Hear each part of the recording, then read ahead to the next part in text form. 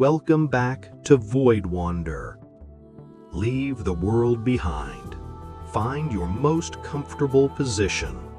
Let your shoulders soften and let your breath flow naturally like a small stream in the dark. You don't need to hold on to anything tonight.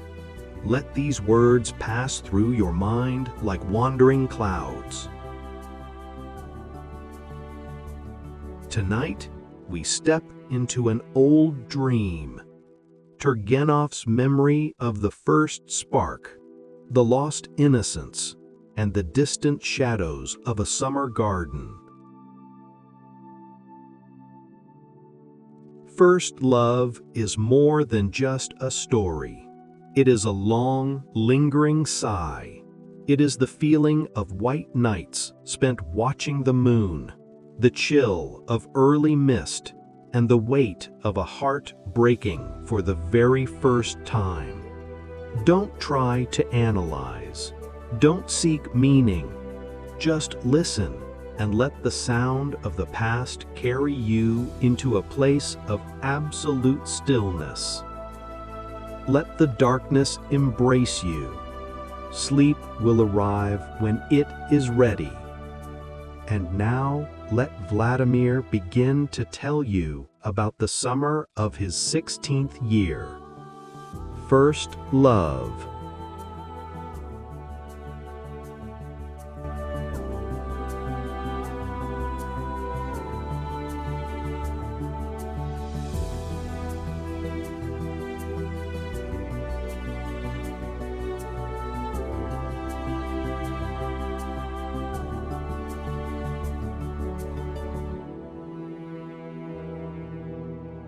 Short story, First Love, by Ivan Turgenev. Hope you have enjoyed the reading. 1860. The guests had long since departed. The clock struck 12:30. There remained in the room only the host, Sergei Nikolaevich, and Vladimir Petrovich. The host rang and ordered the remains of the supper to be removed. "So then, the matter is settled," he said, ensconcing himself more deeply in his armchair and lighting a cigar. "Each of us is to narrate the history of his first love. 'Tis your turn, Sergei Nikolaevich." Sergei Nikolaevich, a rather corpulent man with a plump, fair-skinned face, first looked at the host, then raised his eyes to the ceiling. "I had no first love," he began at last. "I began straight off with the second." "How was that?" "Very simply. I was 18 years of age when, for the first time, I dangled after a very charming long lady. But I courted her as though it were no new thing to me, exactly as I courted others afterward. To tell the truth, I fell in love for the first and last time at the age of 6 with my nurse, but that is a very long time ago. The details of our relations have been erased from my memory, but even if I remembered them, who would be interested in them?" "Then what are we to do?" began the host. "There was nothing very startling about my first love either. I never fell in love with anyone before Anna Ivanovna, now my wife, and everything ran as though on oil with us. Our fathers made up the match, we very promptly fell in love with each other, and entered the bonds of matrimony without delay. My story can be told in 2 words. I must confess, gentlemen, that in raising the question of first love, I set my hopes on you, I will not say old, but yet no longer young bachelors. Will not you divert us with something, Vladimir Petrovich?" "My first love belongs, as a matter of fact, not altogether to the ordinary category," replied, with a slight hesitation, Vladimir Petrovich, a man of 40, whose black hair was sprinkled with gray. "Ah," said the host and Sergei Nikolaevich in one breath. "So much the better. Tell us." "As you like. Or no, I will not narrate. I am not a great hand at telling a story. It is difficult. It turns out dry and short, or long drawn out and artificial. But if you will permit me, I will write down all that I remember in a notebook and will read it aloud to you. At first, the friends would not consent, but Vladimir Petrovich insisted on having his own way. A fortnight later, they came together again, and Vladimir Sergeevich kept his promise. This is what his notebook contained. I was 16 years old at the time. The affair took place in the summer of 1833. I was living in Moscow, in my parents' house. They had hired a villa near the Kaluga barrier, opposite the Neskuchny Park. I was preparing for the university, but was working very little and was not in a hurry. No one restricted my freedom. I had done whatever I pleased ever since I had parted with my last French governor, who was utterly unable to reconcile himself to the thought that he had fallen like a bomb and, with a stubborn expression on his face, wallowed in bed for whole days at a time. My father treated me in an indifferently affectionate way. My mother paid hardly any attention to me, although she had no children except me. Other cares engrossed her. My father, still a young man and very handsome, had married her from calculation. She was 10 years older than he. My mother led a melancholy life. She was incessantly in a state of agitation, jealousy, and wrath, but not in the presence of my father. She was very much afraid of him, and he maintained a stern, cold, and distant manner. I have never seen a man more exquisitely calm, self-confident, and self-controlled. I shall never forget the first weeks I spent at the villa. The weather was magnificent. We had left town the 9th of May on St. Nicholas's Day.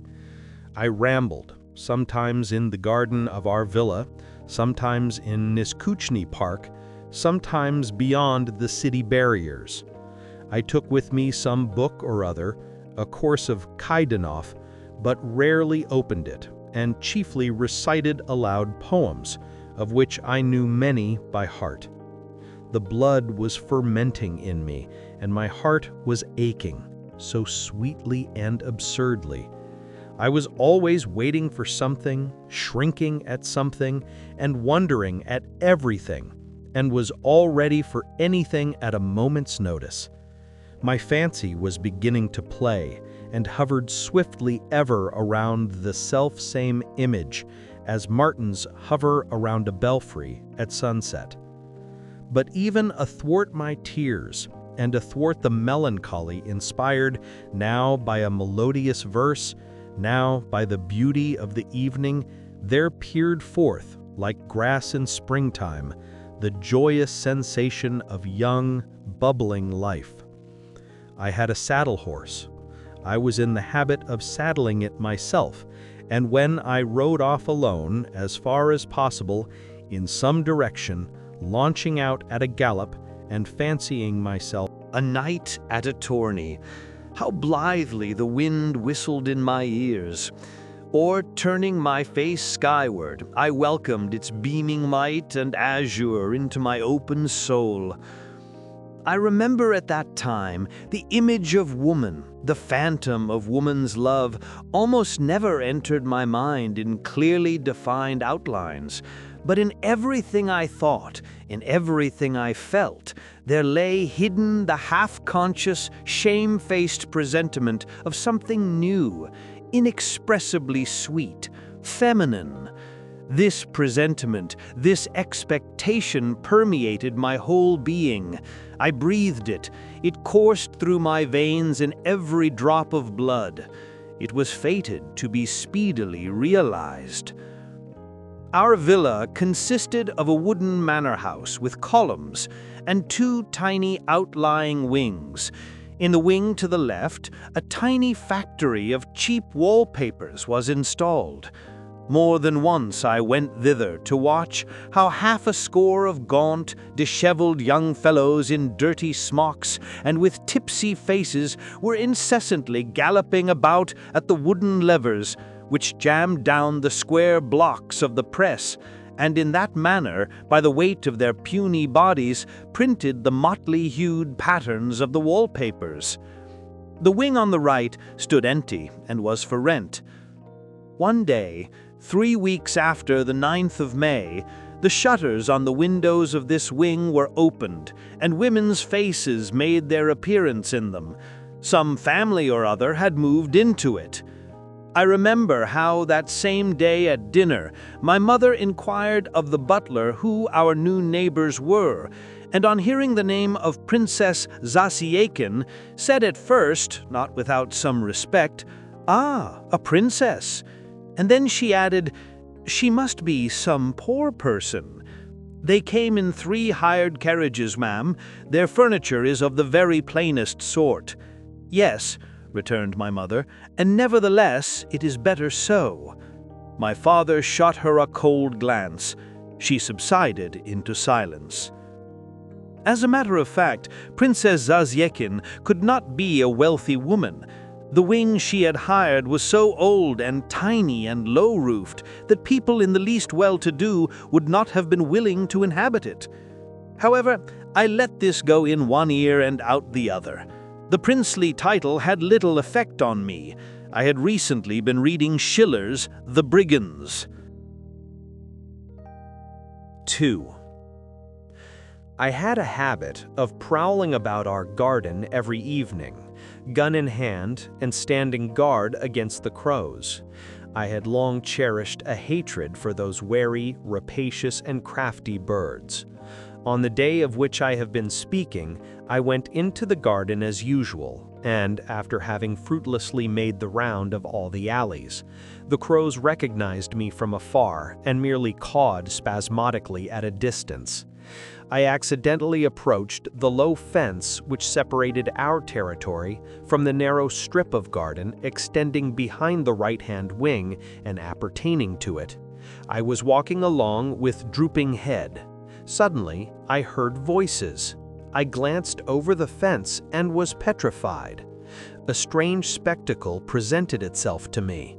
A few paces distant from me, on a grass plot between green raspberry bushes, stood a tall, graceful young girl in a striped pink frock and with a white kerchief on her head.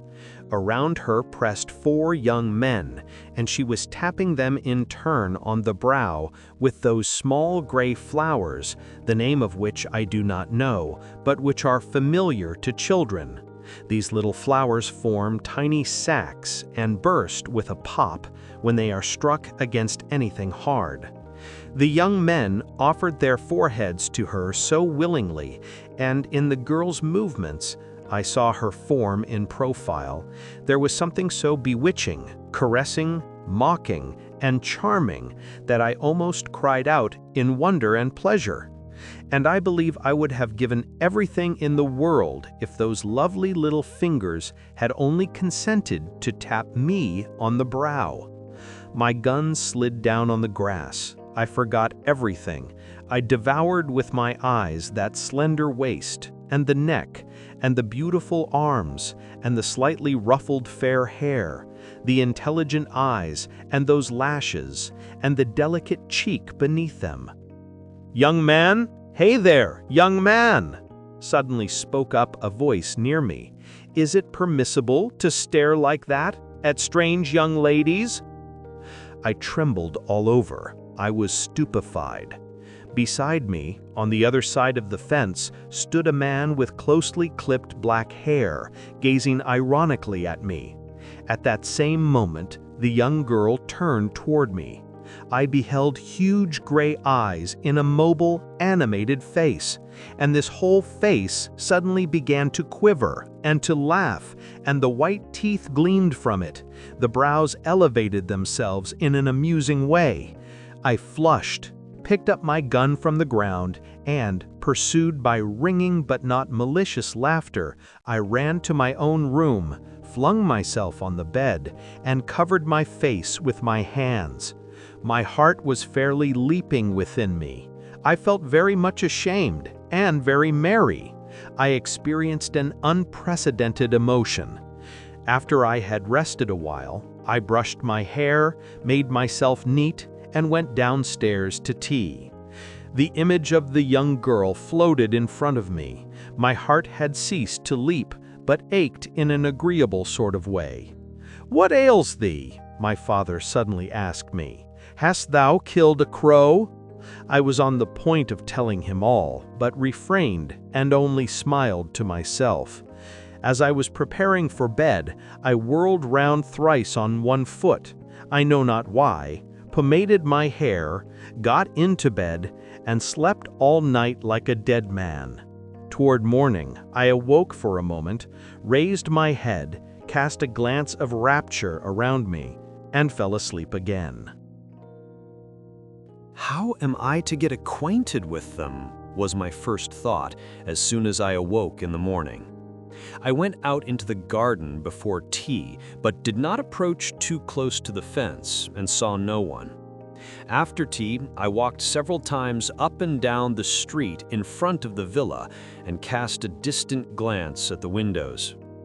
I thought I descried her face behind the curtains and retreated with all possible dispatch. But I must get acquainted, I thought, as I walked with irregular strides up and down the sandy stretch which extends in front of the Neskuchny Park. But how? That is the question. I recalled the most trifling incidents of the meeting on the previous evening. For some reason, her manner of laughing at me presented itself to me with particular clarity. But while I was fretting thus and constructing various plans, fate was already providing for me. During my absence, my mother had received a letter from her new neighbor on gray paper sealed with brown wax, such as is used only on postal notices and on corks of cheap wine. In this letter, written in illiterate language and with a slovenly chirography, the princess requested my mother to grant her protection. My mother, according to the princess's words, was well acquainted with the prominent people on whom the fortune of herself and her children depended, as she had some extremely important lawsuits. "I appealed to you," she wrote, "as a noble woman to a noble woman, and moreover, it is agreeable to me to make use of this opportunity." In conclusion, she asked permission of my mother to call upon her. I found my mother in an unpleasant frame of mind. My father was not at home, and she had no one with whom to take counsel. It was impossible not to reply to a noblewoman and to a princess in the bargain. But how to reply perplexed my mother. It seemed ill-judged to write a note in French, and my mother was not strong in Russian orthography herself, and was aware of the fact, and did not wish to compromise herself. She was delighted at my arrival, and immediately ordered me to go to the princess and explain to her verbally that my mother was always ready, to the extent of her ability, to be of service to her radiance, and begged that she would call upon her about 1 o'clock. This unexpectedly swift fulfillment of my secret wishes both delighted and frightened me, but I did not betray the emotion which held possession of me, and preliminarily betook myself to my room for the purpose of donning a new neckcloth and coat. At home, I went about in a round jacket and turnover collars, although I detested them greatly.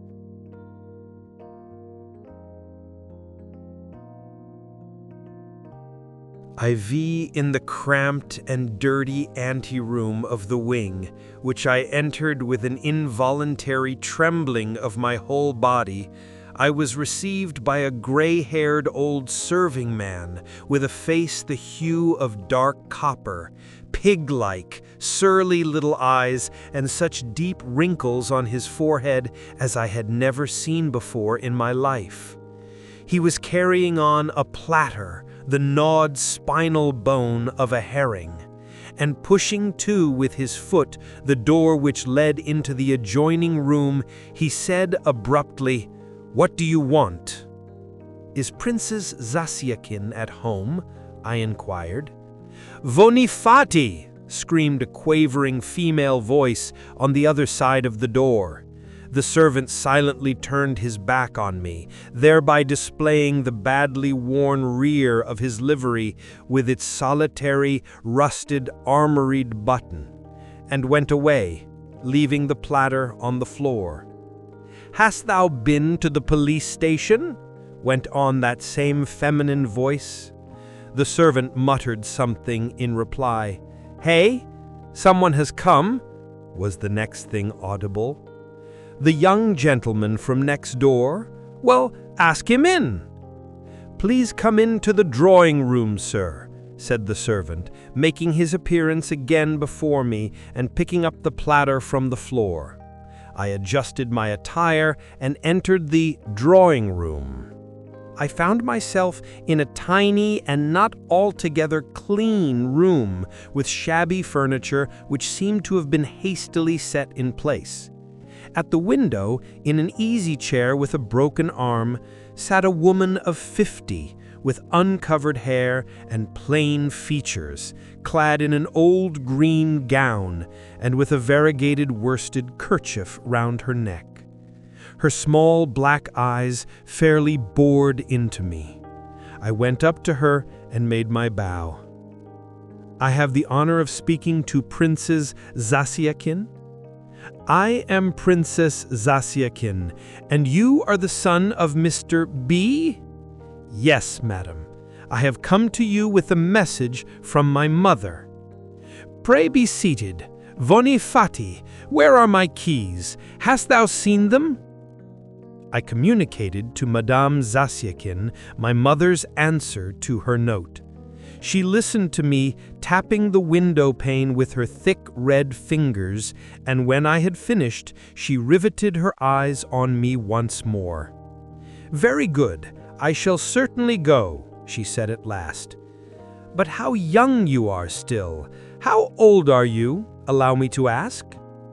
16, I replied, with involuntary hesitation.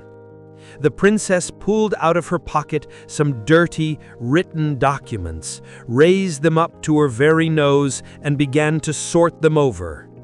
"'Tis a good age," she articulated suddenly, turning and fidgeting in her chair. "And please do not stand on ceremony. We are plain folks." Too plain, I thought, with involuntary disgust, taking in with a glance the whole of her homely figure. At that moment, the other door of the drawing room was swiftly thrown wide open, and on the threshold appeared the young girl whom I had seen in the garden the evening before. She raised her hand, and a smile flitted across her face. "And here is my daughter," said the princess, pointing at her with her elbow. "Zinochka, the son of our neighbor, Mr. B. What is your name, permit me to inquire?" "Vladimir," I replied, rising and lisping with agitation. "And your patronymic?" "Petrovich?" "Yes, I once had an acquaintance, a chief of police, whose name was Vladimir Petrovich also. Vonifati, don't hunt for the keys. The keys are in my pocket." The young girl continued to gaze at me with the same smile as before, slightly puckering up her eyes and bending her head a little on one side. "I have already seen Monsieur Voldemar," she began. The silvery tone of her voice coursed through me like a sweet chill. "Will you permit me to call you so?" "Pray do, madam," I lisped. "Where was that?" asked the princess. The young princess did not answer her mother. "Are you busy now?" she said without taking her eyes off me. "Not in the least, madam." "Then will you help me to wind some wool? Come hither to me." She nodded her head at me and left the drawing room. I followed her. In the room which we entered, the furniture was a little better and was arranged with great taste. But at that moment, I was almost unable to notice anything. I moved as though in a dream and felt a sort of intense sensation of well-being verging on stupidity throughout my frame. The young princess sat down, produced a knot of red wool, and pointing me to a chair opposite her, she carefully unbound the skein and placed it on my hands. She did all this in silence, with a sort of diverting deliberation, and with the same brilliant and crafty smile on her slightly parted lips. She began to wind the wool on a card doubled together, and suddenly illumined me with such a clear, swift glance that I involuntarily dropped my eyes. When her eyes, which were generally half closed, opened to their full extent, her face underwent a complete change. It was as though light had inundated it. "What did you think of me yesterday, Monsieur Voldemar?" she asked, after a brief pause. "You certainly must have condemned me." Princess, I thought nothing. How can I?" I replied in confusion. "Listen," she returned. "You do not know me yet. I want people always to speak the truth to me. You are 16, I heard, and I am 21. You see that I am a great deal older than you, and therefore you must always speak the truth to me, and obey me," she added. "Look at me. Why don't you look at me?" I became still more confused, but I raised my eyes to hers nevertheless. She smiled, only not in her former manner, but with a different, an approving smile. "Look at me," she said, caressingly lowering her voice. "I don't like that. Your face pleases me. I foresee that we shall be friends. And do you like me?" she added slyly. "Princess," I was beginning. "In the first place, call me Zinaida Alexandrovna, and in the second place, what sort of a habit is it for children?" She corrected herself, "for young men, not to say straight out what they feel. You do like me, don't you?" Although it was very pleasant to me to have her talk so frankly to me, still I was somewhat nettled. I wanted to show her that she was not dealing with a small boy, and assuming as easy and serious a mien as I could, I said, "Of course I like you very much, Zinaida Alexandrovna. I have no desire to conceal the fact." She shook her head, pausing at intervals. "Have you a governor?" she suddenly inquired. "No, I have not had a governor this long time past." I lied. A month had not even yet elapsed since I had parted with my Frenchman. "Oh yes, I see. You are quite grown up." She slapped me lightly on the fingers. "Hold your hands straight." And she busied herself diligently with winding her ball. I took the advantage of the fact that she did not raise her eyes and set to scrutinizing her first by stealth, then more and more boldly.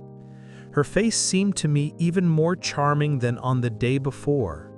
Everything about it was so delicate, intelligent, and lovely.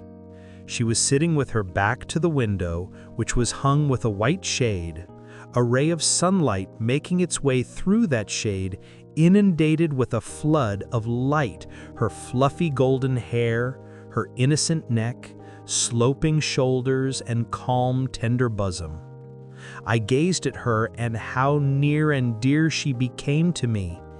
It seemed to me both that I had known her for a long time and that I had known nothing and had not lived before she came. She wore a rather dark, already shabby gown with an apron.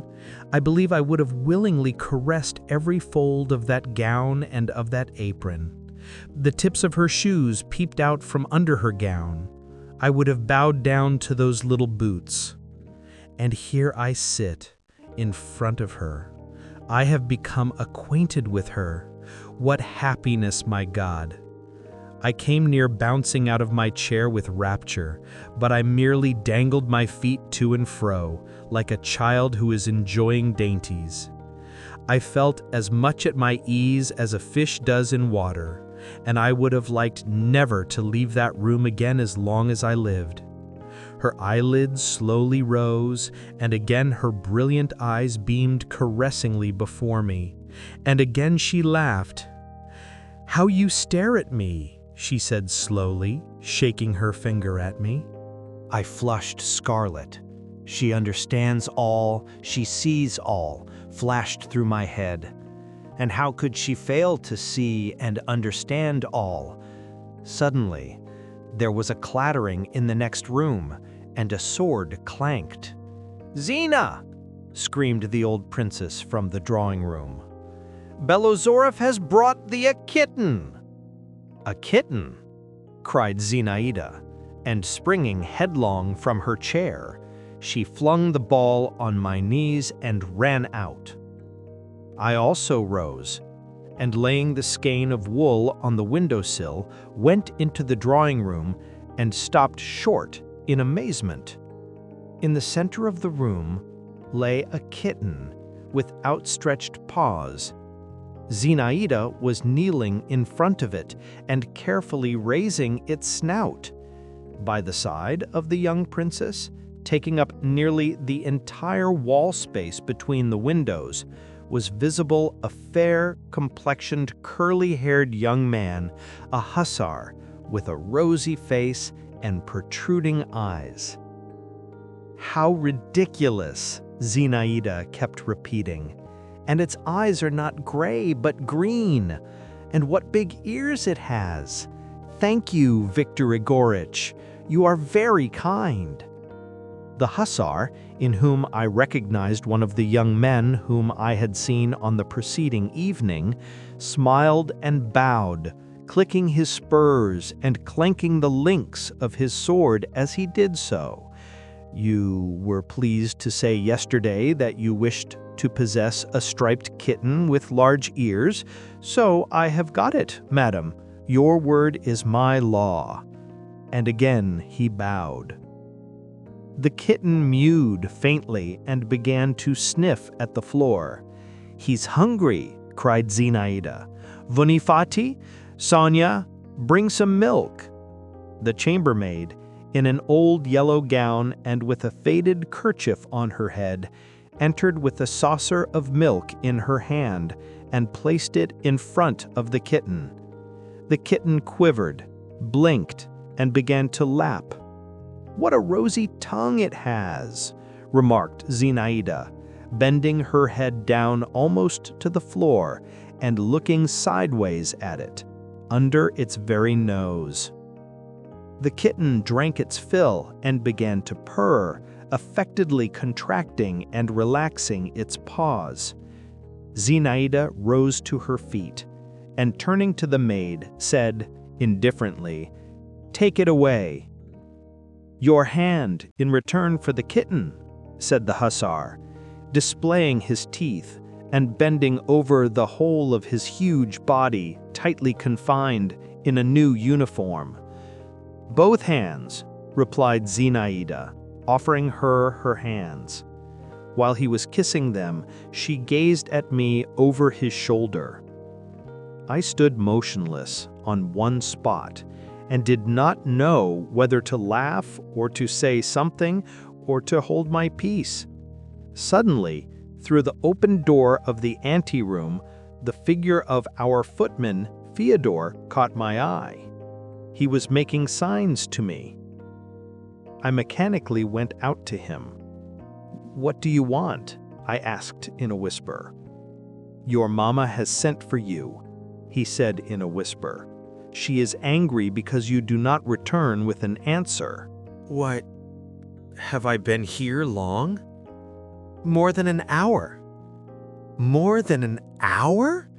I repeated involuntarily, and returning to the drawing room, I began to bow and scrape my foot.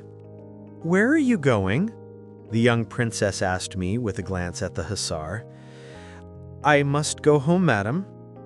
"So I am to say," I added, addressing the old woman, "that you will call upon us at 2 o'clock? Say that, my dear fellow." The old princess hurriedly drew out her snuff-box and took a pinch so noisily that I fairly jumped. "Say that," she repeated, tearfully blinking and grunting. I bowed once more, turned and left the room with the same sensation of awkwardness in my back which a very young man experiences when he knows that people are staring after him. "Look here, Monsieur Valdemar, you must drop in to see us," called Zenaida, and again burst out laughing. What makes her laugh all the time, I thought, as I wended my way home accompanied by Fyodor, who said nothing to me but moved along disapprovingly behind me. My mother reproved me and inquired with surprise, what could I have been doing so long at the princess's? I made her no answer and went off to my own room. I had suddenly grown very melancholy. I tried not to weep. I was jealous of the hussar. The princess, according to her promise, called on my mother and did not please her. I was not present at their meeting, but at table my mother narrated to my father that Princess Zasyekin seemed to her a femme très vulgaire, that she had bored her immensely with her requests that she would intervene on her behalf with Prince Sergei, that she was always having such lawsuits and affairs, de vilaines affaires d'argent, and that she must be a great rogue. But my mother added that she had invited her with her daughter to dine on the following day. On hearing the words, "with her daughter," I dropped my nose into my plate, because notwithstanding she was a neighbor and with a name. Thereupon my father informed my mother that he now recalled who the lady was, that in his youth he had known the late Prince Zasyekin, a capitally educated but flighty and captious man, that he had been very wealthy but had gambled away all his property, and no one knew why, though probably it had been for the sake of the money, although he might have made a better choice, added my father with a cold smile. He had married the daughter of some clerk in a chancellery, and after his marriage had gone into speculation and ruined himself definitively. "'Tis a wonder she did not try to borrow money," remarked my mother.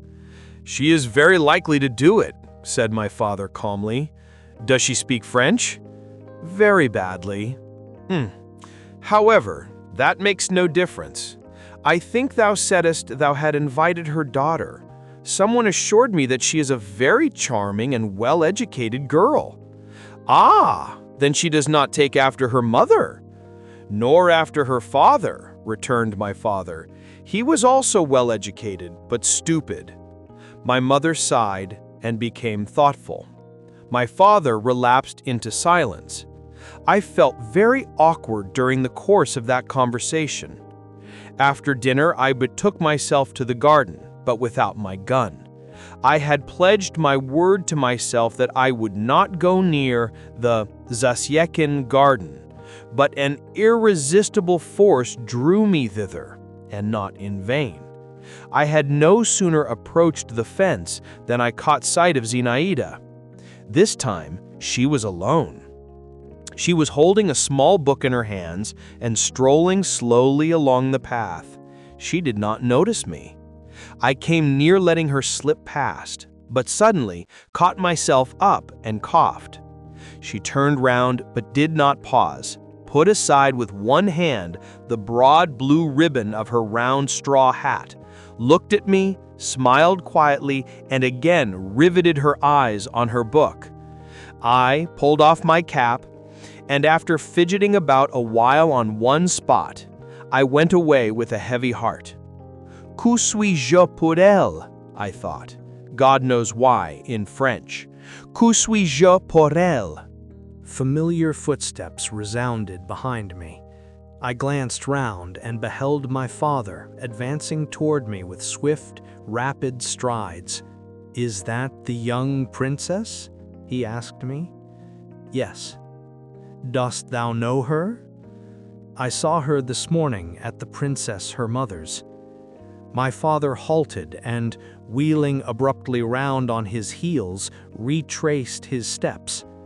As he came on a level with Zinaida, he bowed courteously to her. She bowed to him in return, not without some surprise on her face, and lowered her book. I saw that she followed him with her eyes. My father always dressed very elegantly, originally and simply, but his figure had never seemed to me more graceful.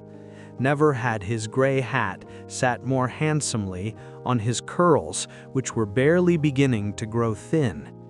I was on the point of directing my course towards Zinaida, but she did not even look at me, but raised her book once more and walked away. I spent the whole of that evening and the following day in a sort of gloomy stupor. I remembered that I made an effort to work and took up Kaidanov, but in vain did the large printed lines and pages of the famous textbook flit before my eyes. 10 times in succession I read the words, "Julius Caesar was distinguished for military daring," without understanding a word, and I flung aside my book. Before dinner, I pomaded my hair again, and again donned my frock coat and neckerchief.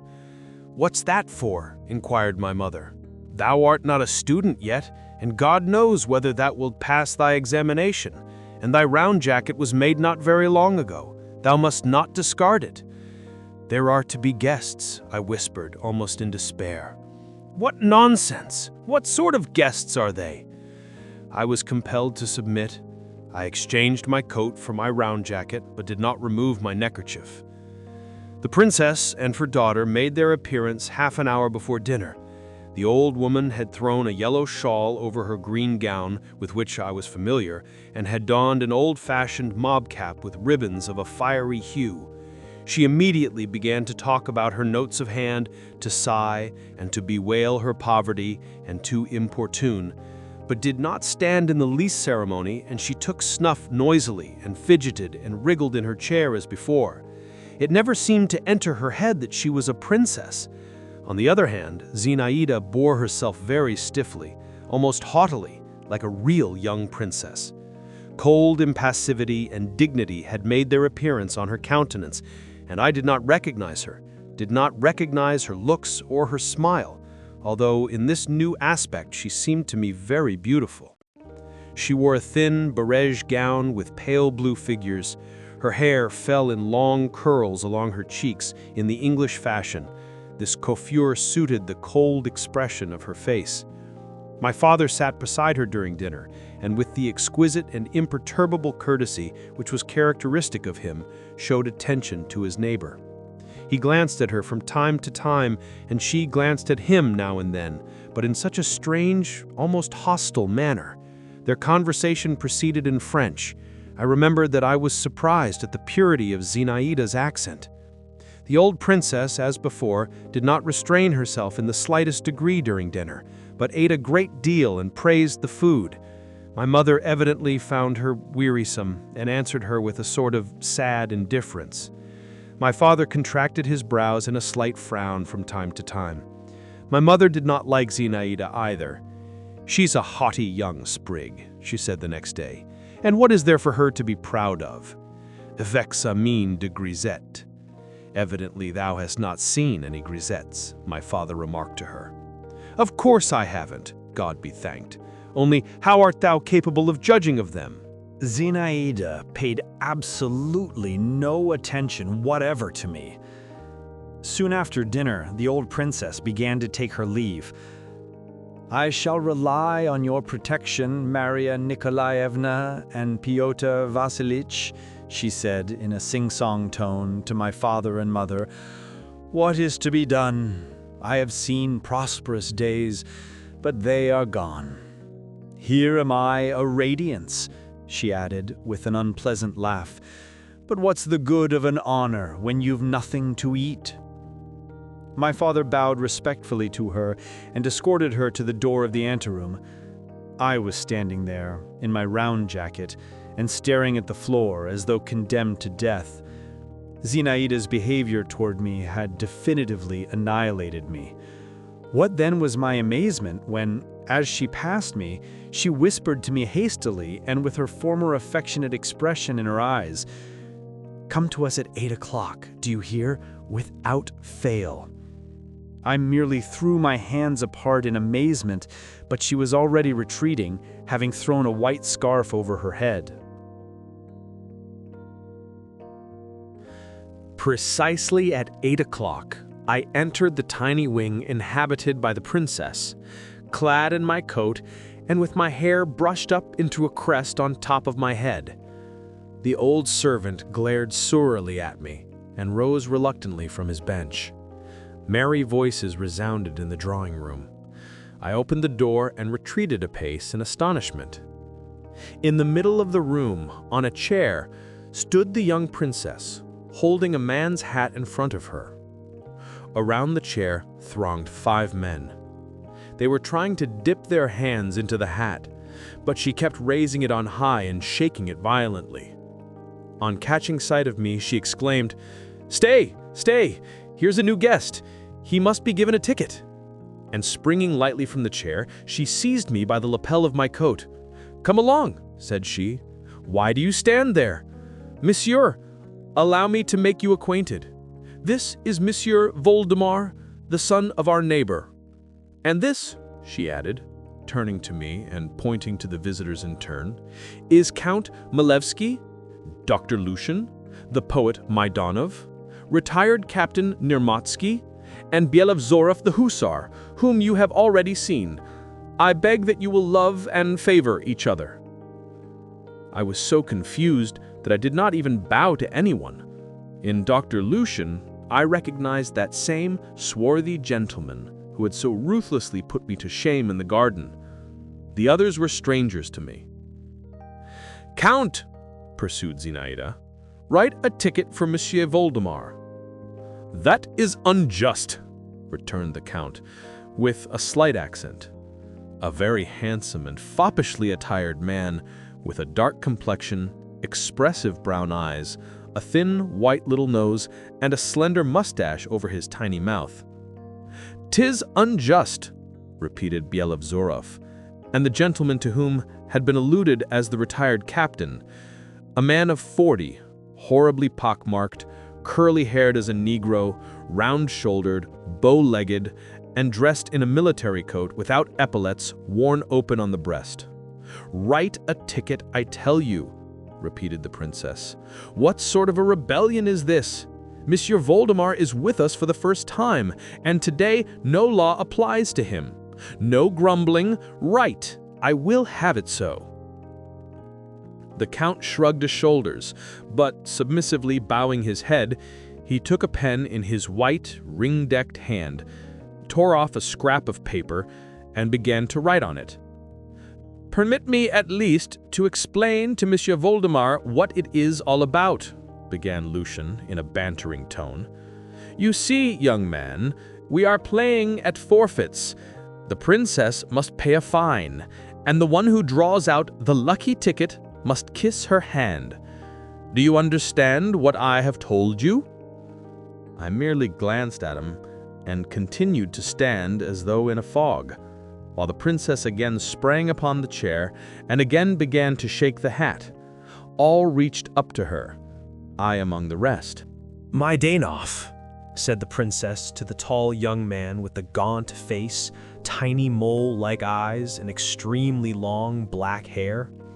"You, as a poet, ought to be magnanimous and surrender your ticket to Monsieur Voldemar, so that he may have 2 chances instead of 1.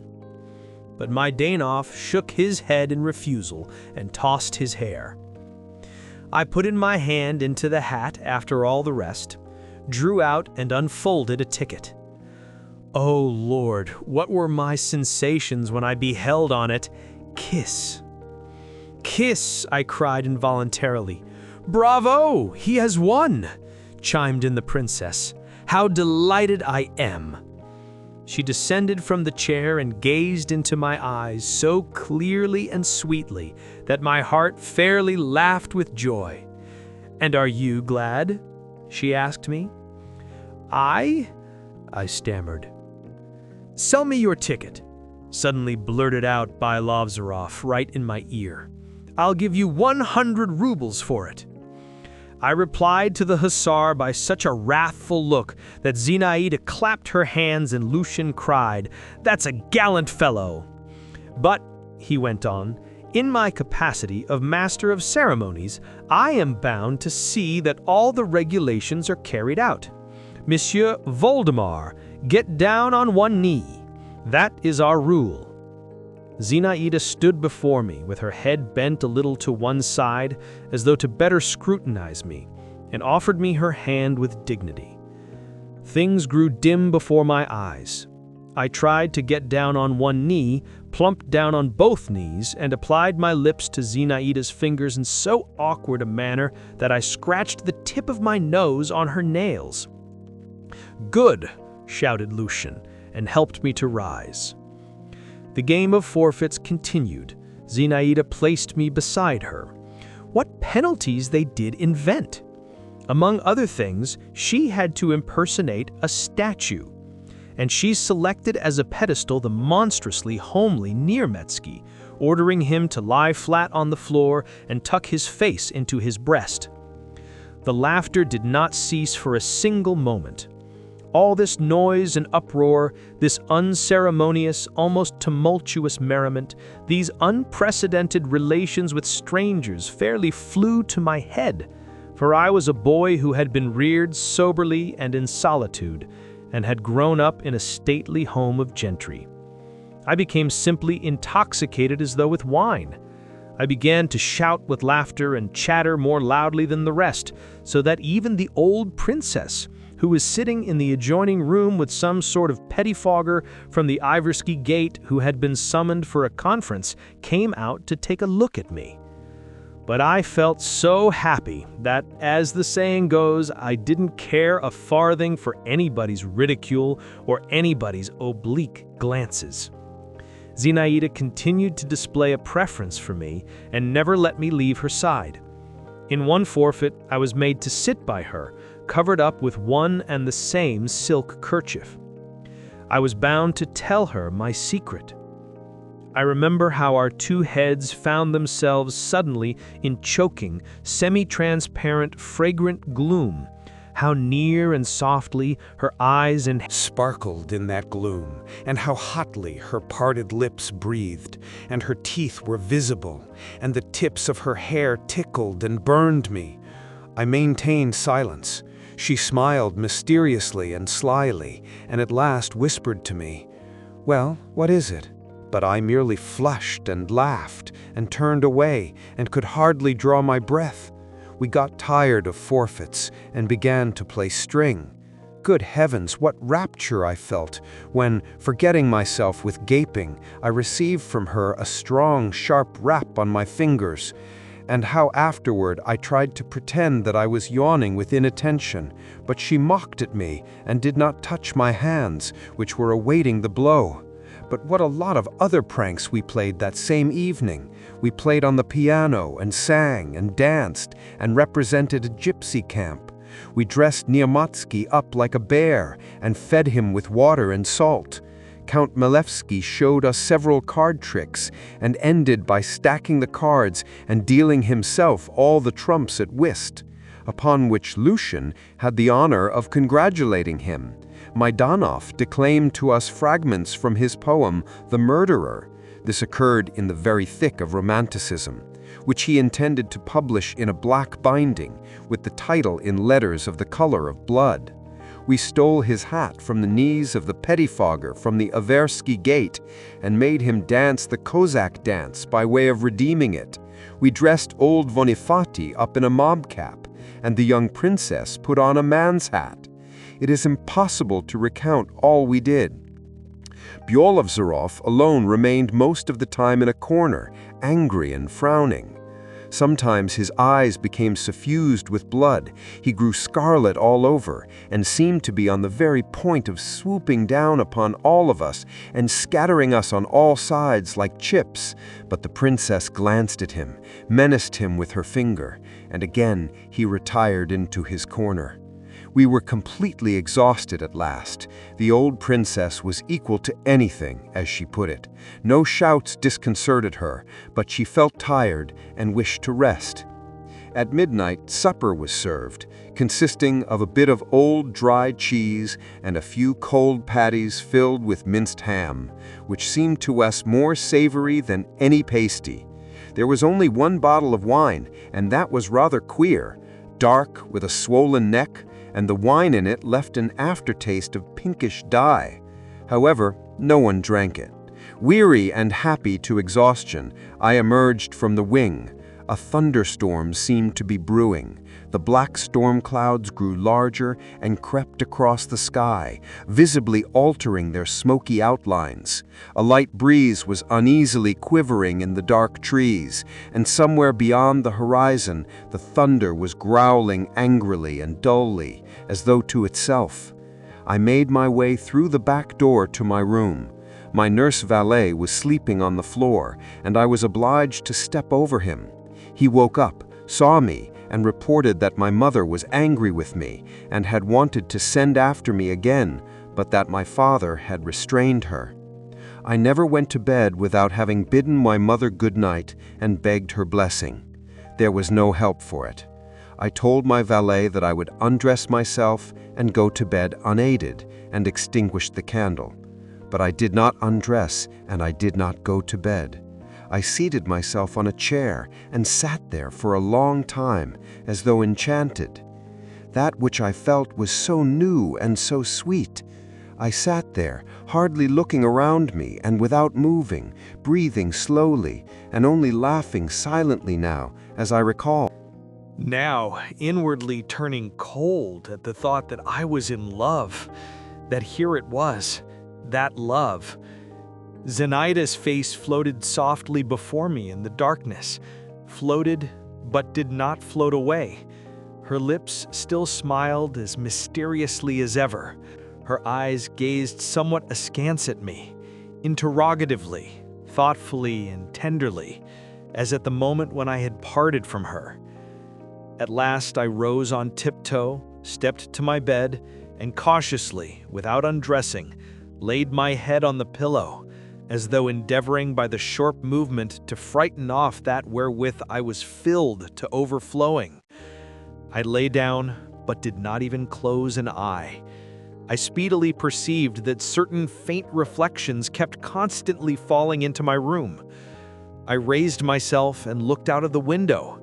Its frame was distinctly defined from the mysteriously and confusedly whitened panes. "'Tis the thunderstorm," I thought. And so, in fact, there was a thunderstorm, but it had passed very far away, so that even the claps of thunder were not audible. Only in the sky long, indistinct branching flashes of lightning, as it were uninterruptedly flashing up. They were not flashing up so much as they were quivering and twitching, like the wing of a dying bird. I rose, went to the window, and stood there until morning. The lightning flashes never ceased for a moment. It was what is called a pitch-black night. I gazed at the dumb, sandy plain, at the dark mass of the Neskuchny Park, at the yellowish facades of the distant buildings, which also seemed to be trembling at every faint flash. I gazed and could not tear myself away.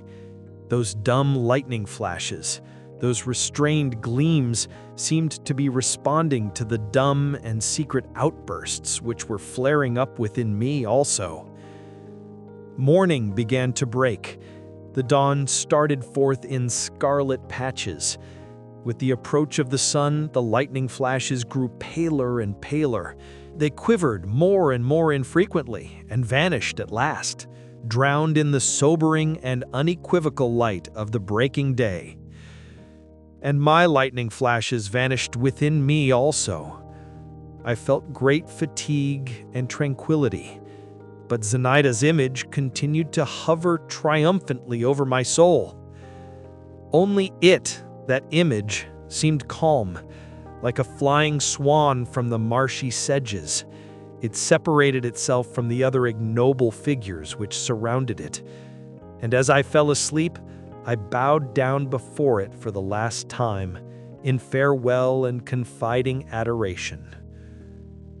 O gentle emotions, soft sounds, kindness and calming of the deeply moved soul, melting joy of the first feelings of love, where are ye? Where are ye? On the following morning, when I went downstairs to tea, my mother scolded me, although less than I had anticipated, and made me narrate how I had spent the preceding evening. I answered her in few words, omitting many particulars and endeavoring to impart to my narrative the most innocent of aspects.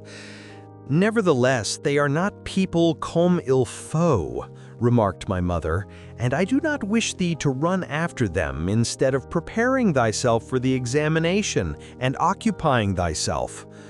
As I knew that my mother's anxiety was confined to these few words, I did not consider it necessary to make her any reply. But after tea, my father linked his arm in mine, and betaking himself to the garden with me, made me tell him everything I had done and seen at the Zasyekins. My father possessed a strange influence over me, and our relations were strange. He paid hardly any attention to my education, but he never wounded me. He respected my liberty. He was even, if I may so express it, courteous to me. Only he did not allow me to get close to him. I loved him, I admired him, he seemed to me a model man, and great heavens, how passionately attached to him I should have been had I not constantly felt his hand warding me off. On the other hand, when he wished, he understood how to evoke in me, instantaneously, with one word, one movement, unbounded confidence in him. My soul opened. I chatted with him as with an intelligent friend, as with an indulgent preceptor. Then, with equal suddenness, he abandoned me, and again his hand repulsed me, caressingly and softly, but repulsed nevertheless. Sometimes a fit of mirth came over him, and then he was ready to frolic and play with me like a boy. He was fond of every sort of energetic bodily exercise. Once, only once, did he caress me with so much tenderness that I came near bursting into tears. But his mirth and tenderness also vanished without leaving a trace, and what had taken place between us gave me no hopes for the future. It was just as though I had seen it all in a dream.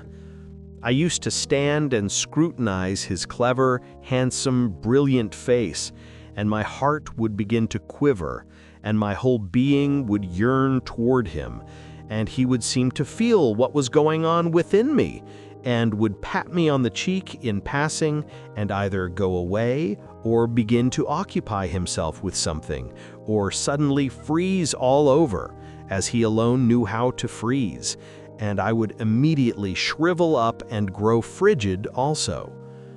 His rare fits of affection for me were never called forth by my speechless but intelligible entreaties. They always came upon him without warning. When meditating in after years upon my father's character, I came to the conclusion that he did not care for me or for family life. He loved something different and enjoyed that other thing to the full. Seize what thou canst self, and do not give thyself into anyone's power. The whole art of life consists in belonging to oneself, he said to me once. On another occasion, I, in my capacity of a young Democrat, launched out in his presence into arguments about liberty. He was what I called kind that day. At such times, One could say whatever one liked to him. "Liberty," he repeated. "But dost thou know what can give a man liberty? What? Will. His own will, and the power which it gives is better than liberty. Learn to will, and thou wilt be free and wilt command. My father wished first of all and most of all to enjoy life, and he did enjoy life. Perhaps he had a presentiment that he was not fated long to take advantage of the art of living. He died at the age of 42. I described to my father in detail my visit to the Zasyekins. He listened to me half attentively, half abstractedly, as he sat on the bench and drew figures on the sand with the tip of his riding whip. Now and then he laughed, glanced at me in a brilliant, amused sort of way, and spurred me on by brief questions and exclamations. At first, I could not bring myself even to utter Zenaida's name, but I could not hold out and began to laud her. My father still continued to laugh. Then he became thoughtful, dropped his eyes, and rose to his feet. I recalled the fact that as he came out of the house, he had given orders that his horse should be saddled. He was a capital rider and knew much better how to tame the wildest horses than did Mr. Rarey. "Shall I ride with thee, Papa?" I asked him. "No," he replied, and his face assumed its habitual, indifferently caressing expression. "Go alone, if thou wishest, but tell the coachman that I shall not go." He turned his back on me and walked swiftly away. I followed him with my eyes until he disappeared beyond the gate. I saw his hat moving along the fence. He went into the Zasyekins' house. He remained with them no more than an hour, but immediately thereafter went off to town and did not return home until evening. After dinner, I went to the Zasyekins myself. I found no one in the drawing room but the old princess. When she saw me, she scratched her head under her cap with the end of her knitting needle and suddenly asked me, would I copy a petition for her? "With pleasure," I replied, and sat down on the edge of a chair. "Only look out and see that you make the letters as large as possible," said the princess, handing me a sheet of paper scrawled over in a slovenly manner. "And couldn't you do it today, my dear fellow?" "I will copy it this very day, madam." The door of the adjoining room opened a mere crack, and Zenaida's face showed itself in the aperture, pale, thoughtful, with hair thrown carelessly back. She stared at me with her large, cold eyes and softly shut the door. "Zena! Hey there, Zena!" said the old woman. Zenaida did not answer. I carried away the old woman's petition and sat over it the whole evening. My passion began with that day. I remember that I then felt something of that which a man must feel when he enters the service. I had already ceased to be a young lad. I was in love. I have said that my passion dated from that day. I might have added that my sufferings also dated from that day. I languished when absent from Zenaida. My mind would not work. Everything fell from my hands. I thought intently of her for days together. I languished, but in her presence I was no more at ease. I was jealous. I recognized my insignificance. I stupidly sulked and stupidly fawned. And yet, nevertheless, an irresistible force drew me to her, and every time I stepped across the threshold of her room, it was with an involuntary thrill of happiness. Zenaida immediately divined that I had fallen in love with her, and I never thought of concealing the fact. She mocked at my passion, played tricks on me, petted and tormented me.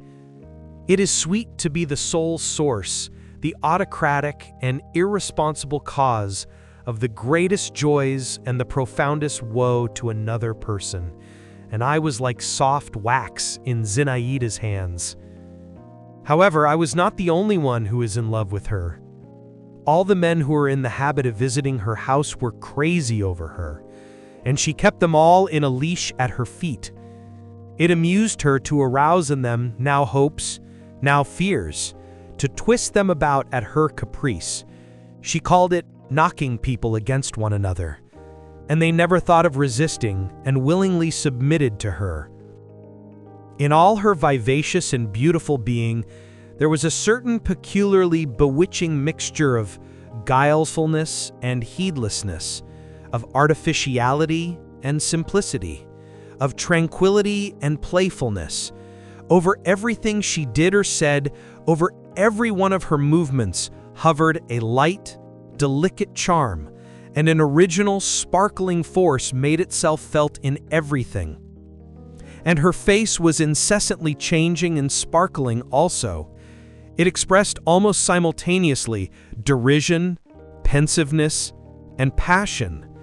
The most varied emotions, light fleeting as the shadows of the clouds on a sunny, windy day, kept flitting over her eyes and lips. Every one of her adorers was necessary to her. Biel of Zoroff, whom she sometimes called my wild beast, and sometimes simply my own, would gladly have flung himself into the fire for her.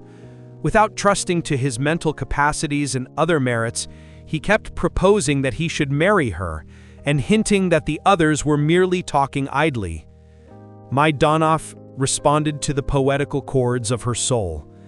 A rather cold man, as nearly all writers are, he assured her with intense force, and perhaps himself also, that he adored her.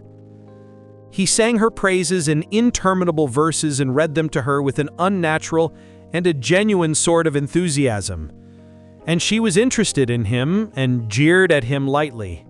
She did not believe in him greatly, and after listening to his effusions, she made him read Pushkin, in order, as she said, to purify the air. Lushin, the sneering doctor, who was cynical in speech, knew her best of all, and loved her best of all, although he abused her to her face and behind her back. She respected him, but would not let him go, and sometimes with a peculiar, malicious pleasure made him feel that he was in her hands. I am a coquette. I am heartless. I have the nature of an actress, she said to him one day in my presence, and 'tis well. So give me your hand, and I will stick a pin into it, and you will feel ashamed before this young man, and it will hurt you. But nevertheless, Mr. Upright Man, you will be so good as to laugh. Lushin flushed crimson, turned away and bit his lips, but ended by putting out his hand. She pricked it, and he actually did break out laughing. And she laughed also, thrusting the pin in pretty deeply and gazing into his eyes while he vainly endeavored to glance aside. I understood least of all the relations existing between Zinaida and Count Milevsky.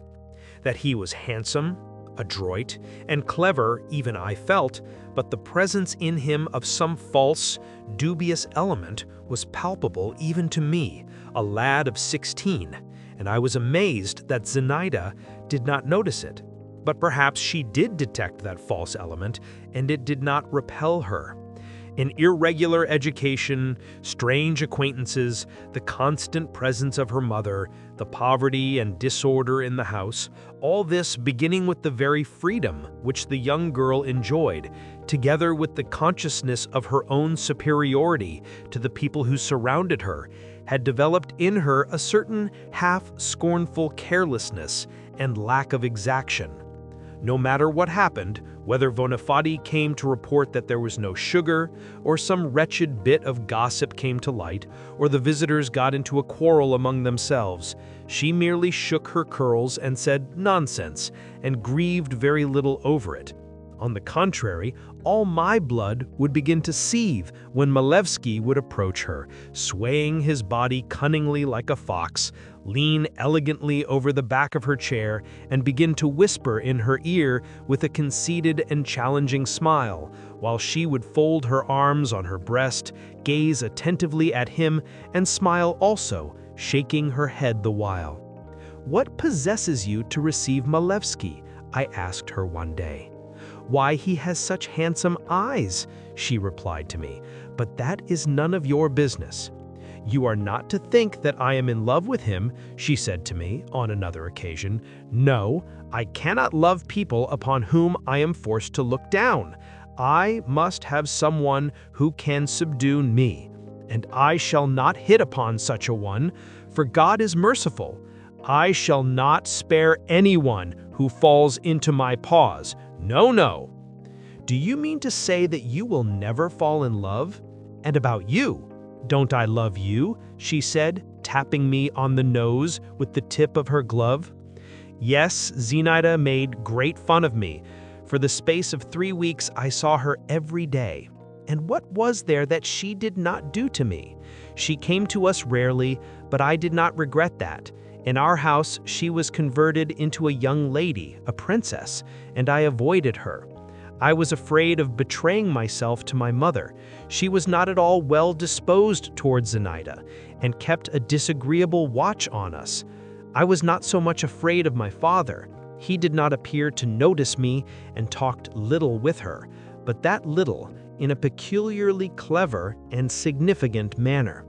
I ceased to work, to read. I even ceased to stroll about the environs and to ride on horseback. Like a beetle tied by the leg, I hovered incessantly around the beloved wing. I believe I would have liked to remain there forever. But that was impossible. My mother grumbled at me, and sometimes Zenaida herself drove me out. On such occasions, I shut myself up in my own room or walked off to the very end of the garden, climbed upon the sound remnant of a tall stone hothouse, and dangling my legs over the wall, I sat there for hours and stared without seeing anything. White butterflies lazily flitted among the metals beside me. An audacious sparrow perched not far off on the half-demolished red bricks and twittered in an irritating manner, incessantly twisting his whole body about and spreading out his tail. The still distrustful crows now and then emitted a caw as they sat high above me on the naked crest of a birch tree. The sun and the wind played softly through its sparse branches. The chiming of the bells, calm and melancholy, at the dawn monastery was wafted to me now and then, and I sat on, gazing and listening, and became filled with a certain nameless sensation, which embraced everything, sadness and joy, and a presentiment of the future, and the desire and the fear of life. But I understood nothing at the time of all that which was fermenting within me, or I would have called it all by one name, the name of Zenaida. But Zenaida continued to play with me as a cat plays with a mouse. Now she coquetted with me, and I grew agitated and melted with emotion. Now she repulsed me, and I dared not approach her, dared not look at her. I remember that she was very cold toward me for several days in succession, and I thoroughly quailed. And when I timidly ran to the wing to see them, I tried to keep near the old princess, despite the fact that she was scolding and screaming a great deal just at that time. Her affairs connected with her notes of hand were going badly, and she had also had 2 scenes with the police captain of the precinct. One day I was walking through the garden past the familiar fence when I caught sight of Zenaida. Propped up on both arms, she was sitting motionless on the grass. I tried to withdraw cautiously, but she suddenly raised her head and made an imperious sign to me. I became petrified on the spot. I did not understand her the first time. She repeated her sign. I immediately sprang over the fence and ran joyfully to her. But she stopped me with a look and pointed to the path a couple of paces from her. In my confusion, not knowing what to do, I knelt down on the edge of the path. She was so pale, such bitter grief, such profound weariness were revealed in every feature of her, that my heart contracted within me, and I involuntarily murmured, "What is the matter with you?" Zenaida put out her hand, plucked a blade of grass, bit it, and tossed it away as far as she could. "Do you love me very much?" she inquired suddenly. "Yes." I made no answer, and what answer was there for me to make? "Yes," she repeated, gazing at me as before. "It is so." "They are the same eyes," she added, becoming pensive and covering her face with her hands. "Everything has become repulsive to me. I would like to go to the end of the world. I cannot endure this. I cannot reconcile myself. And what is in store for me? Ah, I am heavy at heart. My God, how heavy at heart." "Why?" I timidly inquired. Zenaida did not answer me and merely shrugged her shoulders. I continued to kneel and to gaze at her with profound melancholy. Every word of hers fairly cut me to the heart. At that moment, I think I would willingly have given my life to keep her from grieving. I gazed at her, and nevertheless not understanding why she was heavy at heart, I vividly pictured to myself how, in a fit of uncontrollable sorrow, she had suddenly gone into the garden and had fallen on the earth, as though she had been mowed down. All around was bright and green. The breeze was rustling in the foliage of the trees, now and then rocking a branch of raspberry over Zenaida's head. Doves were cooing somewhere, and the bees were humming as they flew low over the scanty grass. Overhead, the sky shone blue. But I was so sad. "Recite some poetry to me," said Zenaida in a low voice, leaning on her elbow. "I like to hear you recite verses. You make them go in a sing-song, but that does not matter. It is youthful. Recite to me, 'On the Hills of Georgia.' Only, sit down first." I sat down and recited "On the Hills of Georgia."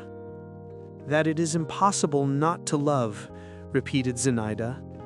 "That is why poetry is so nice. It says to us that which does not exist, and which is not only better than what does exist, but even more like the truth. That it is impossible not to love. I would like to, but cannot." Again she fell silent for a space, then suddenly started and rose to her feet. "Come along. Maidanov is sitting with Mama. He brought his poem to me, but I left him. He also is embittered now. How can it be helped? Someday you will find out, but you must not be angry with me." Zenaida hastily squeezed my hand and ran on ahead. We returned to the wing. Maidanov set to reading us his poem of the murderer, which had only just been printed, but I did not listen. He shrieked out his four-footed iambics in a sing-song voice. The rhymes alternated and jingled like sleigh bells, hollow and loud. But I kept staring all the while at Zenaida and striving to understand the meaning of her strange words. "Or perchance a secret rival has unexpectedly subjugated thee," suddenly exclaimed Maidanov through his nose, and my eyes and Zenaida's met. She dropped hers and blushed faintly. I saw that she was blushing and turned cold with fright. I had been jealous before, but at that moment did the thought that she had fallen in love flash through my mind. My God, she's in love. My real tortures began from that moment. I cudgeled my brains. I pondered and pondered again and watched Zenaida importunately, but secretly, as far as possible. A change had taken place in her. That was evident. She took to going off alone to walk, and walked a long while. Sometimes she did not show herself to her visitors. She sat for hours together in her chamber. This had not been her habit hitherto. Suddenly I became, or it seemed to me that I became, extremely penetrating. Is it he, or is it not he? I asked myself, As in trepidation, I mentally ran from one of her admirers to another. Count Malevsky, although I felt ashamed to admit it for Zinaida's sake, privately seemed to me more dangerous than the others. My powers of observation extended no further than the end of my own nose, and my dissimulation probably failed to deceive anyone. At all events, Dr. Lucian speedily saw through me. Moreover, he also had undergone a change of late. He had grown thin, he laughed as frequently as ever, but somehow it was in a duller, more spiteful way. An involuntary, nervous irritability had replaced his former light irony and feigned cynicism. "Why are you forever tagging on here, young man?" he said to me one day, when he was left alone with me in the Zasykin's drawing room. The young princess had not yet returned from her stroll, and the shrill voice of the old princess was resounding in the upper story. She was wrangling with her maid. "You ought to be studying your lessons, working while you are young. But instead of that, what are you doing?" "You cannot tell whether I work at home," I retorted, not without arrogance, but also without confusion. "Much work you do.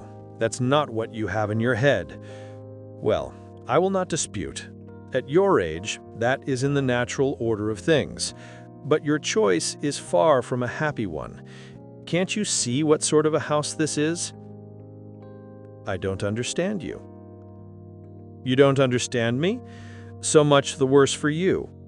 I regard it as my duty to warn you. Fellows like me, old bachelors, may sit here. What harm will it do us? We are a hardened lot. You can't pierce our hide, but your skin is still tender. The air here is injurious for you. Believe me, you may become infected." "How so?" "Because you may." "Are you healthy now? Are you in a normal condition? Is what you are feeling useful to you? Good for you?" "But what am I feeling?" said I. And in my secret soul, I admitted that the doctor was right. Young man," pursued the doctor, with an expression as though something extremely insulting to me was contained in those two words. "There's no use in you dissimulating, for what you have in your soul you still show in your face, thank God. But what's the use of arguing? I would not come hither myself if—" The doctor set his teeth. "If I were not such an eccentric fellow. Only this is what amazes me, how you, with your intelligence, can fail to see what is going on around you." "But what is going on?" I interposed, pricking up my ears. The doctor looked at me with a sort of sneering compassion. "A nice person I am," said he, as though speaking to himself. What possessed me to say that to him? "In a word," he added, raising his voice, "I repeat to you, the atmosphere here is not good for you. You find it pleasant here, and no wonder. And the scent of a hothouse is pleasant also, but one cannot live in it. Hey, hearken to me. Set to work again on Kaidanov." The old princess entered and began to complain to the doctor of toothache. Then Zinaida made her appearance. "Here," added the old princess, "scold her, doctor, do. She drinks iced water all day long. Is that healthy for her with her weak chest?"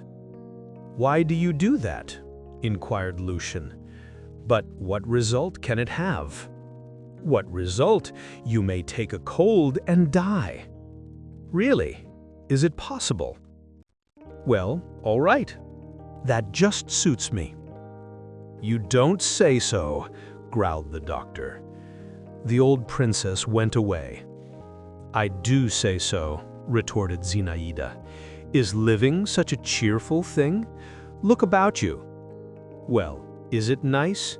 Or do you think that I do not understand it, do not feel it?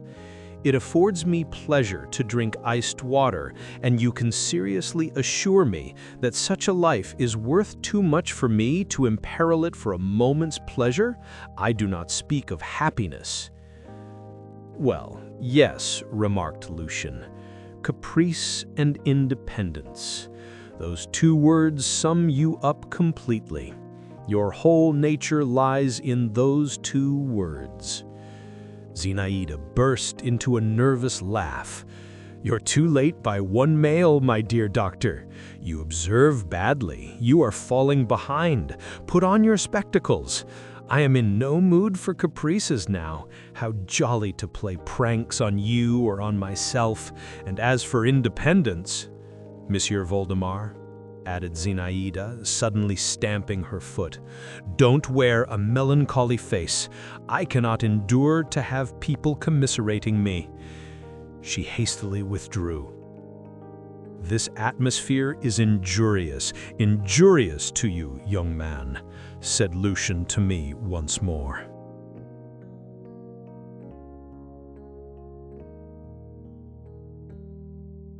On the evening of that same day, the customary visitors assembled at the Zasiekins. I was among the number. The conversation turned on Midanov's poem. Zinaida candidly praised it. "But do you know what?" she said. "If I were a poet, I would select other subjects. Perhaps this is all nonsense, but strange thoughts sometimes come into my head, especially when I am wakeful toward morning, when the sky is beginning to turn pink and gray. I would, for example— You will not laugh at me?" "No, no," we all exclaimed with one voice. "I would depict," she went on, crossing her arms on her breast and turning her eyes aside, "a whole company of young girls, by night, in a big boat, on a tranquil river. The moon is shining, and they are all in white, and wear garlands of white flowers, and they are singing, you know, something in the nature of a hymn." I understand. Go on," said Midanov, significantly and dreamily. "Suddenly, there is a noise, laughter, torches, tambourines on the shore. It is a throng of bacchantes, running with songs and outcries. It is your business to draw the picture, Mr. Poet. Only, I would like to have the torches red and very smoky, and that the eyes of the bacchantes should gleam beneath their wreaths, and that the wreaths should be dark. Don't forget also tiger skins and cups and gold, a great deal of gold." "But where is the gold to be?" inquired Midanov, tossing back his lank hair and inflating his nostrils. "Where? On the shoulders, the hands, the feet, everywhere.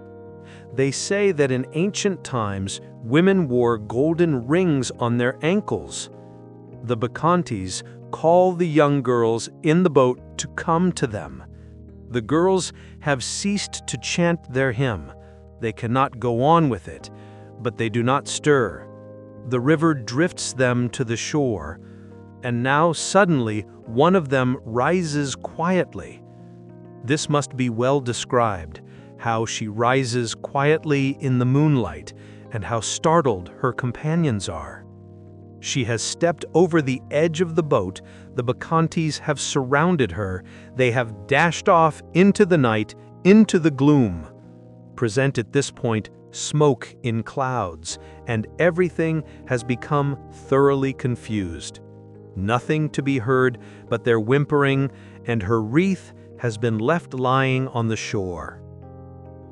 Zinaida ceased speaking. "Oh, she's in love," I thought again.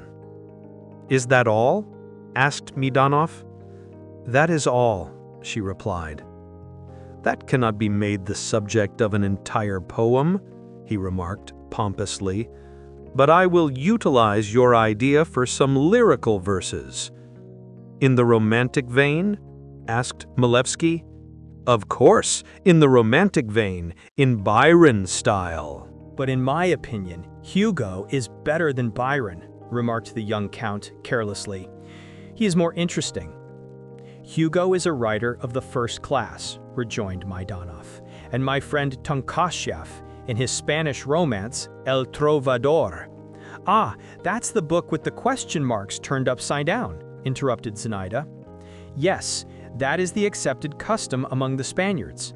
I was about to say that Tonkashev—" "Come now, you will begin to wrangle again about classicism and romanticism," Zenaida interrupted him again. "Let us rather play." "At forfeits?" put in Lushin. "No, forfeits is tiresome, but at comparisons." This game had been invented by Zenaida herself. Some object was named, and each person tried to compare it with something or other, and the one who matched the thing with the best comparison received a prize. She went to the window. The sun had just set. Long crimson clouds hung high aloft in the sky. "What are those clouds like?" inquired Zenaida, and without waiting for our answers, she said, "I think that they resemble those crimson sails which were on Cleopatra's golden ship when she went to meet Antony. You were telling me about that not long ago. Do you remember, Maidanov?" All of us, like Polonius and Hamlet, decided that the clouds reminded us precisely of those sails, and that none of us could find a better comparison. "And how old was Antony at that time?" asked Zenaida. "He was assuredly still a young man," remarked Malevsky. "Yes, he was young," assented Maidanov confidently. "Excuse me," exclaimed Lushin, "he was over 40 years of age." "Over 40 years of age," repeated Zenaida, darting a swift glance at him. I soon went home. "She is in love," my lips whispered involuntarily. But with whom?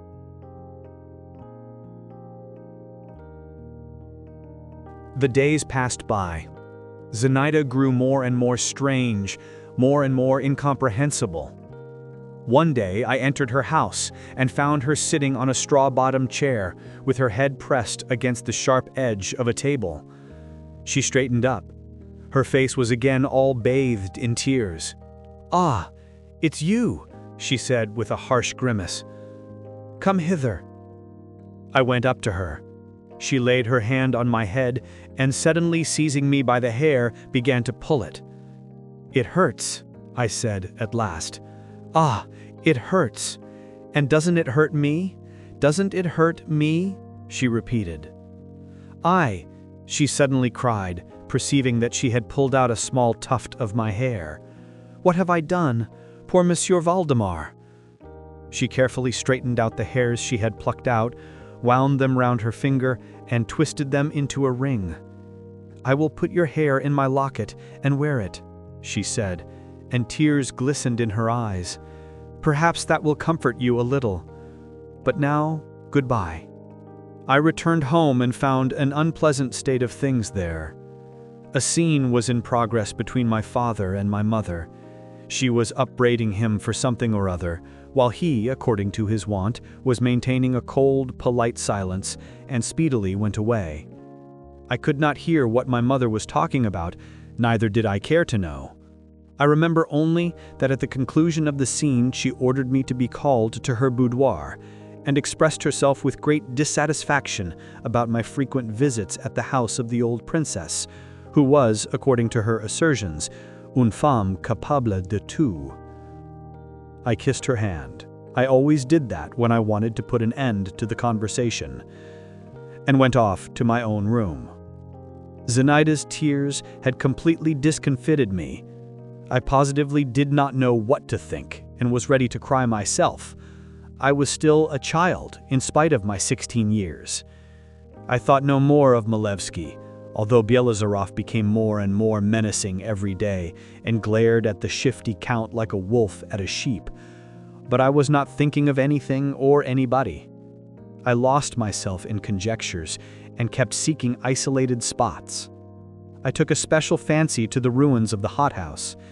I could clamber up on the high wall, seat myself, and sit there such an unhappy, lonely, and sad youth that I felt sorry for myself.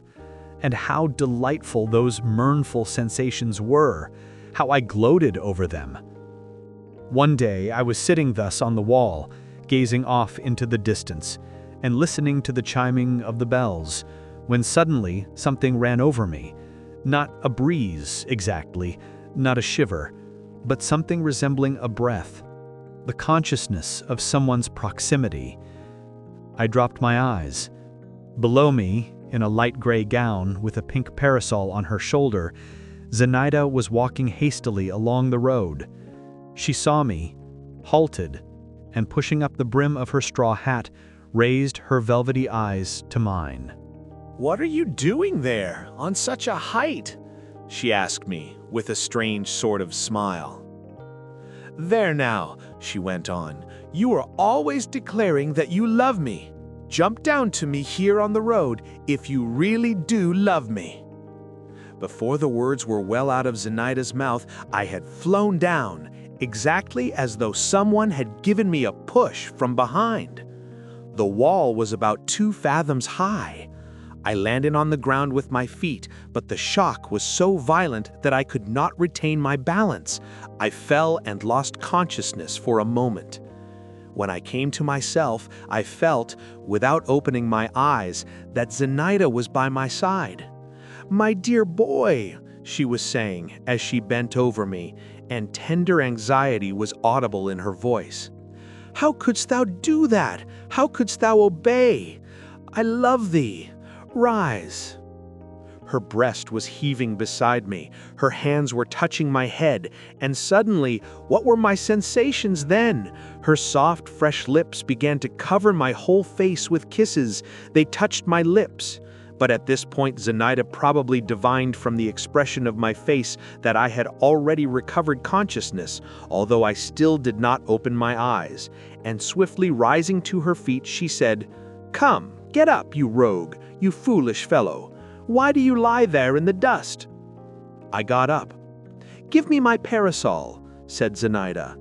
"I have thrown it somewhere, and don't look at me like that. What nonsense is this? You are hurt? You have burned yourself with the nettles, I suppose. Don't look at me like that, I tell you. Why, he understands nothing. He doesn't answer me," she added, as though speaking to herself. "Go home, Monsieur Voldemar, brush yourself off, and don't dare to follow me.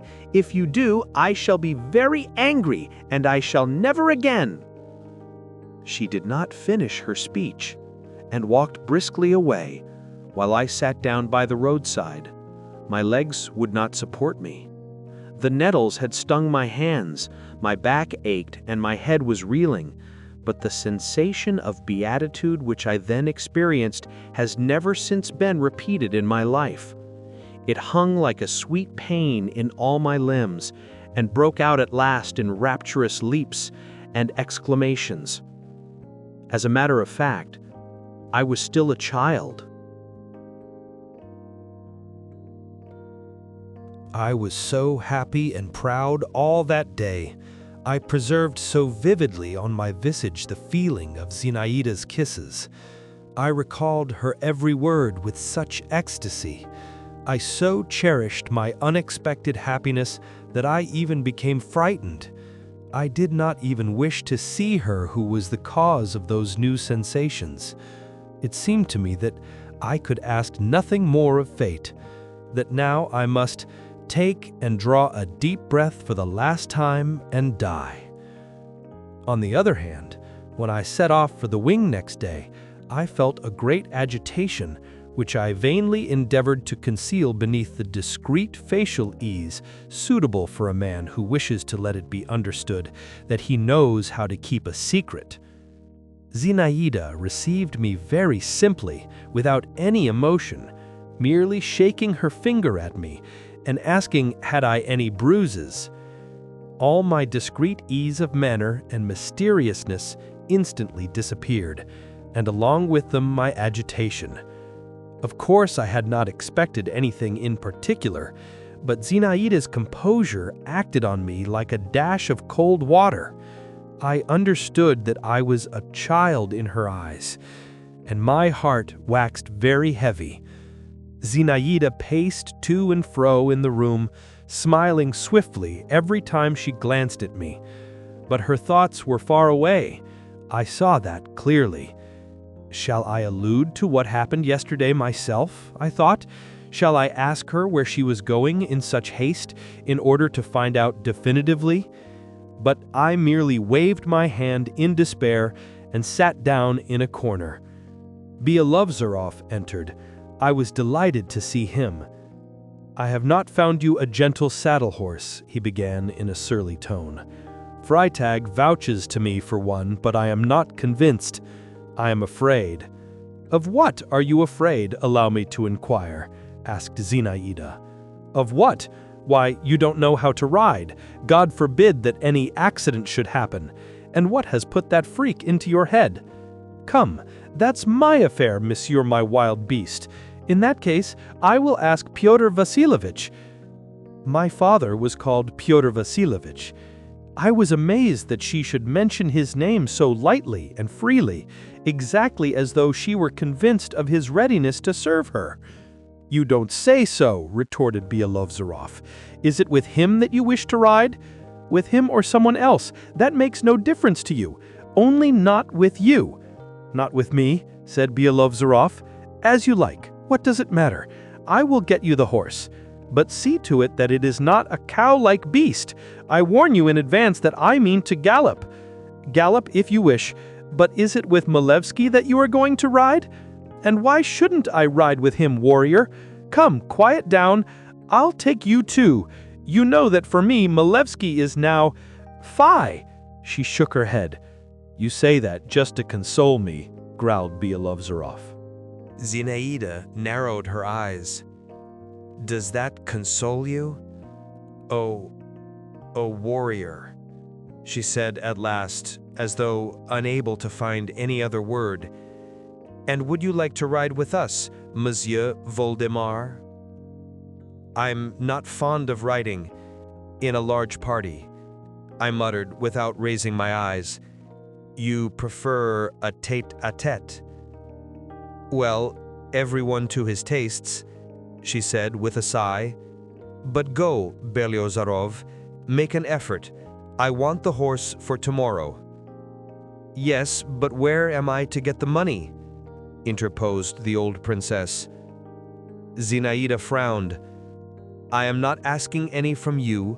Belyozorov will trust me." He will, grumbled the old princess, and suddenly screamed at the top of her voice, "Dunyashka!" "Maman, I made you a present of a bell," remarked the young princess. "Dunyashka!" repeated the old woman. Belyozorov bowed himself out. I went out with him. Zinaida did not detain me. I rose early the next morning, cut myself a staff, and went off beyond the city barrier. "I'll have a walk and banish my grief," I said to myself. It was a beautiful day, brilliant but not too hot.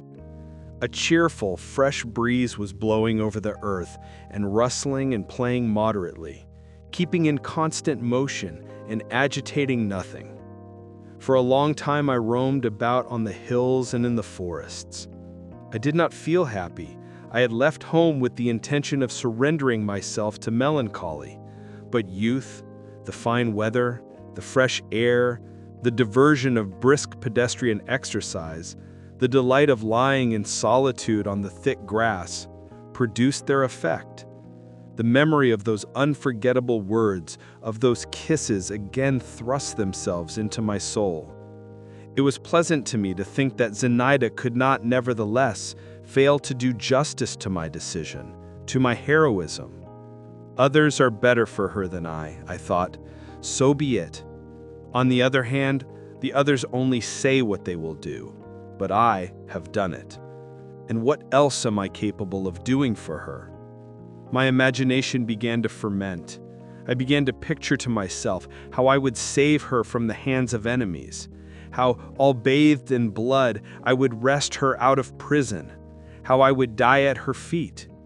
I recalled a picture which hung in our drawing room of Malek Adele carrying off Matilda, and thereupon became engrossed in the appearance of a big speckled woodpecker, which was busily ascending the slender trunk of a birch tree, and uneasily peering out from behind it, now on the right, now on the left, like a musician from behind the neck of his bass viol.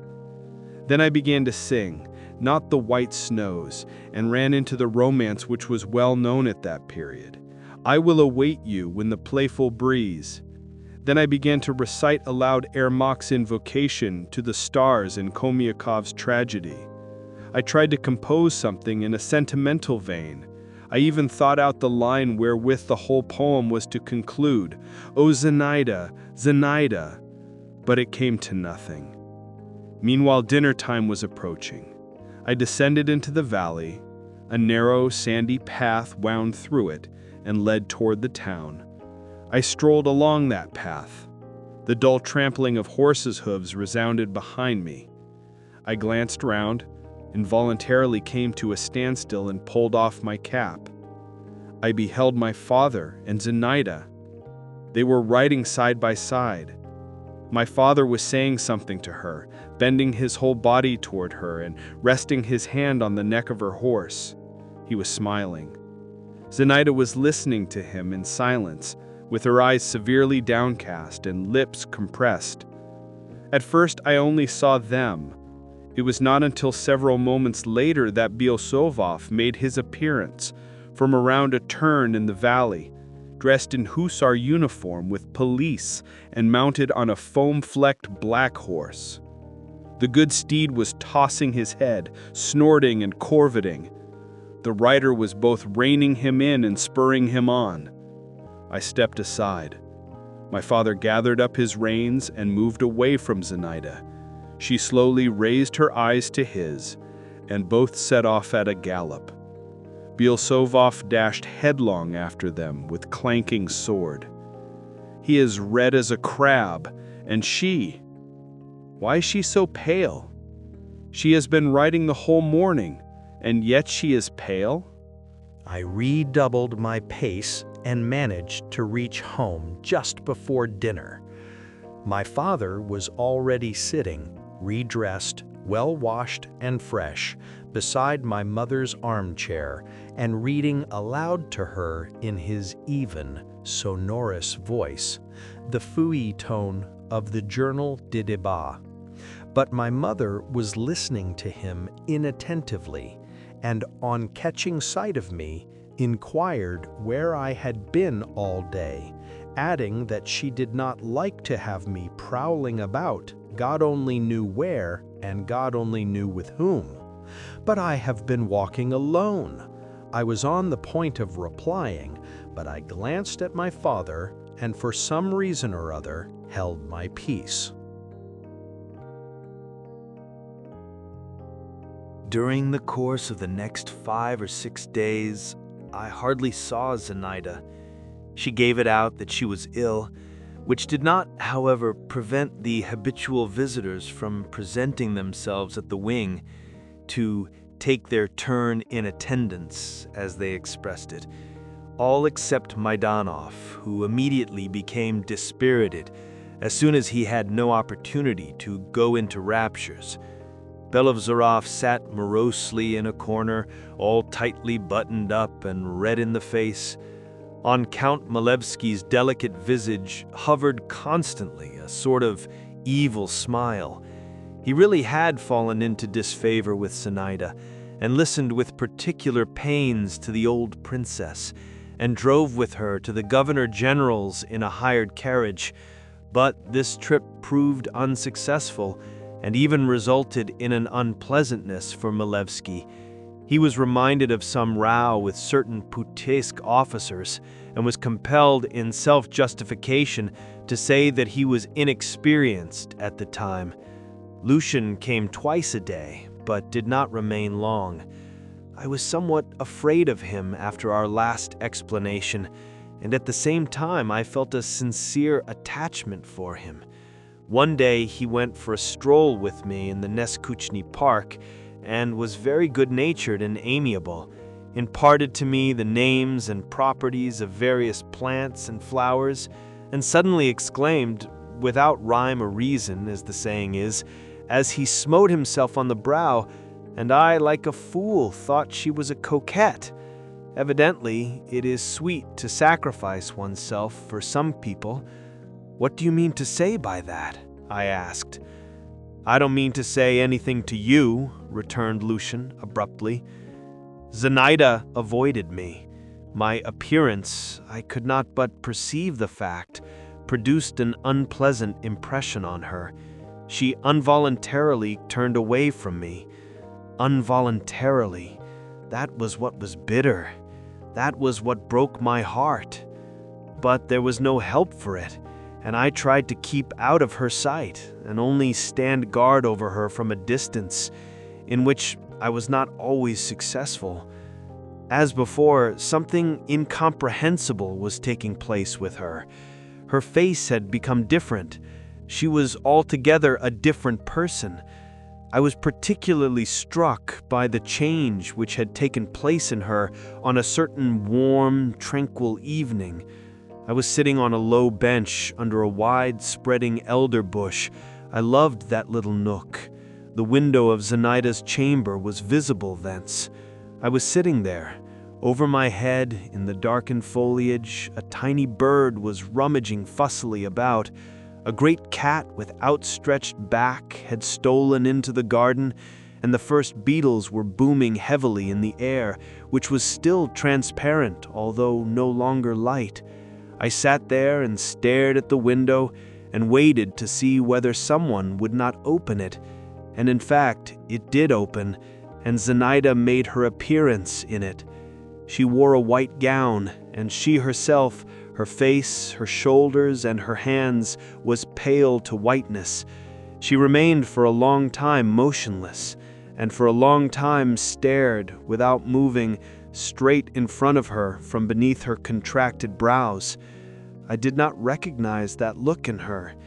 Then she clasped her hands very, very tightly, raised them to her lips, to her forehead, and suddenly, unlocking her fingers, pushed her hair away from her ears, shook it back, and throwing her head downward from above with a certain decisiveness, she shut the window with a bang. 2 days later, she met me in the park. I tried to step aside, but she stopped me. "Give me your hand," she said to me with her former affection. "It is a long time since you and I have had a chat." I looked at her. Her eyes were beaming softly, and her face was smiling, as though athwart a mist. "Are you still ailing?" I asked her. "No. Everything has passed off now," she replied, breaking off a small red rose. "I am a little tired, but that will pass off also." "And will you be once more the same as you used to be?" I queried. Zenaida raised the rose to her face, and it seemed to me as though the reflection of the brilliant petals fell upon her cheeks. "Have I changed?" she asked me. "Yes, you have changed," I replied in a low voice. "I was cold toward you, I know that," began Zenaida, "but you must not pay any heed to that. I could not do otherwise. Come, what's the use of talking about that?" "You do not want me to love you, that's what," I exclaimed gloomily with involuntary impetuosity. "Yes, love me, but not as before." "How then?" "Let us be friends, that is how." Zenaida allowed me to smell of the rose. "Listen, I am much older than you, you know. I might be your aunt, really. Well, if not your aunt, then your elder sister. While you—" "I am a child to you," I interrupted her. "Well, yes, you are a child, but a dear, good, clever child, of whom I am very fond. Do you know what? I will appoint you to the post of my page from this day forth, and you are not to forget that pages must not be separated from their mistress. Here is a token of your new dignity for you," she added, sticking the rose into the buttonhole of my round jacket. "A token of our favor toward you." "I have received many favors from you in the past," I murmured. "Ah," said Zinaida, and darting a sideline glance at me. "What a memory you have." "Well, and I am ready now also." And bending toward me, she imprinted on my brow a pure, calm kiss. I only stared at her, but she turned away and saying, "Follow me, my page," walked to the wing. I followed her and was in a constant state of bewilderment. Is it possible that this gentle, sensible young girl is that same Zinaida whom I used to know? And her very walk seemed to me more quiet, her whole figure more majestic, more graceful. And oh my God, with what fresh violence did love flame up within me! After dinner, the visitors were assembled again in the wing, and the young princess came out to them. The whole company was present, in full force, as on that first evening, never to be forgotten by me. Even Nermatsky had dragged himself thither. Maidanov had arrived earlier than all the rest. He had brought some new verses. The game of forfeits began again, but this time without the strange sallies, without pranks and uproar. The gypsy element had vanished. Zinaida gave a new mood to our gathering. I sat beside her as a page should. Among other things, she proposed that the one whose forfeit was drawn should narrate his dream, but this was not a success. The dreams turned out to be either uninteresting. Belovzorov had dreamed that he had fed his horse on carp and that it had a wooden head, or unnatural, fictitious. Maidanov regaled us with a complete novel. There were sepulchres and angels with harps and burning lights and sounds wafted from afar. Zinaida did not allow him to finish.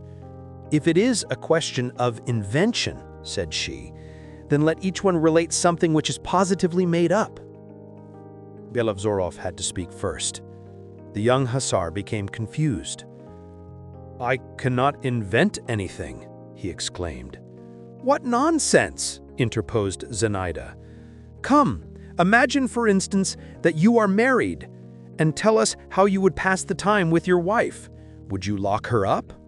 "I would." "And would you sit with her yourself?" "I certainly would sit with her myself." "Very good. Well, and what if that bored her and she betrayed you?" "I would kill her." "Just so.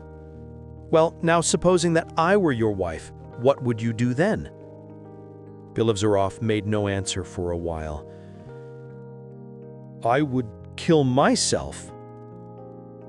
Zinaida burst out laughing. "I see that there's not much to be got out of you." The second forfeit fell to Zinaida's share. She raised her eyes to the ceiling and meditated. "See here," she began at last. "This is what I have devised. Imagine to yourselves a magnificent palace, a summer night, and a marvelous ball. This ball is given by the young queen. Everywhere there is gold, marble, silk, lights, diamonds, flowers, the smoke of incense, all the whims of luxury." "Do you love luxury?" interrupted Lucian. "Luxury is beautiful," she returned. "I love everything that is beautiful." "More than what is fine?" he asked. "That is difficult. Somehow I don't understand. Don't bother me. So then, there is a magnificent ball. There are many guests. They are all young, very handsome, brave. All are desperately in love with the queen." "Are there no women among the guests?" inquired Malevsky. No. Or, stay, yes, there are. Also very handsome? Charming. But the men are all in love with the queen. She is tall and slender. She wears a small gold diadem on her black hair. I looked at Zinaida, and at that moment she seemed so far above us. Her white forehead and her impassive eyebrows exhaled so much clear intelligence and such sovereignty that I said to myself, "Thou thyself art that queen."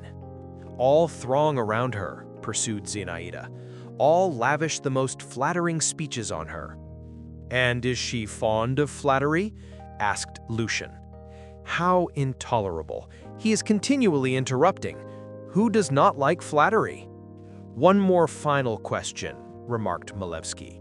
Has the queen a husband? I have not thought about that. No, why should she have a husband? Of course, assented Malevsky. Why should she have a husband? Silence! Exclaimed in English Maidanov, who spoke French badly. Merci, said Zinaida to him. So then, the queen listens to those speeches, listens to the music, but does not look at a single one of the guests. 6 windows are open from top to bottom, from ceiling to floor, and behind them is the dark sky with great stars and the dark garden with huge trees. The queen gazes into the garden. There, near the trees, is a fountain. It gleams white athwart the gloom, long as a specter. The queen hears the quiet plashing of its waters in the midst of the conversation and the music. She gazes and thinks, all of you gentlemen are noble, clever, wealthy. You are all ready to die at my feet. I rule over you. But yonder, by the side of the fountain, by the side of that plashing water, there is standing and waiting for me the man whom I love, who rules over me. He wears no rich garments, nor precious jewels. No one knows him, but he is waiting for me, and is convinced that I shall come. And I shall come. And there is no power in existence which can stop me when I wish to go to him and remain with him, and lose myself with him yonder in the gloom of the park, beneath the rustling of the trees, beneath the plashing of the fountain. Zinaida ceased speaking. Is that an invention? Asked Malevsky slyly. Zinaida did not even glance at him. But what should we do, gentlemen, suddenly spoke up Lucian, if we were among the guests and knew about that lucky man by the fountain? Stay, stay, interposed Zinaida. I will tell you what each one of you would do. You, Byelovzorov, would challenge him to a duel. You, Maidanov, would write an epigram on him. No, you do not know how to write epigrams. You would compose a long iambic poem on him, after the style of Barbier, and you would insert your production in the Telegraph. You, Znirmatsky, would borrow from him. No, you would lend him money on interest. You, doctor. She paused. I really do not know about you what you would do. In my capacity of court physician, replied Lucian, I would advise the queen not to give balls when she did not feel in the mood for guests. Perhaps you would be in the right. And you, Count?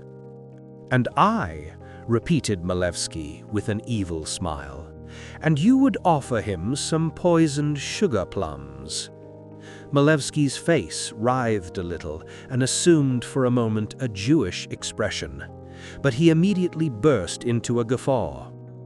As for you, Monsieur Voldemar, went on Zinaida, but enough of this, let us play at some other game. Monsieur Voldemar, in his capacity of page to the Queen, would hold up her train when she ran off into the park, remarked Malevsky viciously. I flared up, but Zinaida swiftly laid her hand on my shoulder and, rising, said in a slightly tremulous voice, I have never given your radiance the right to be insolent, and therefore I beg that you will withdraw. She pointed him to the door. Have mercy, princess, mumbled Malevsky, turning pale all over. The princess is right, exclaimed Byelovzorov, rising to his feet also. "By God, I never in the least expected this," went on Malevsky. "I think there was nothing in my words which...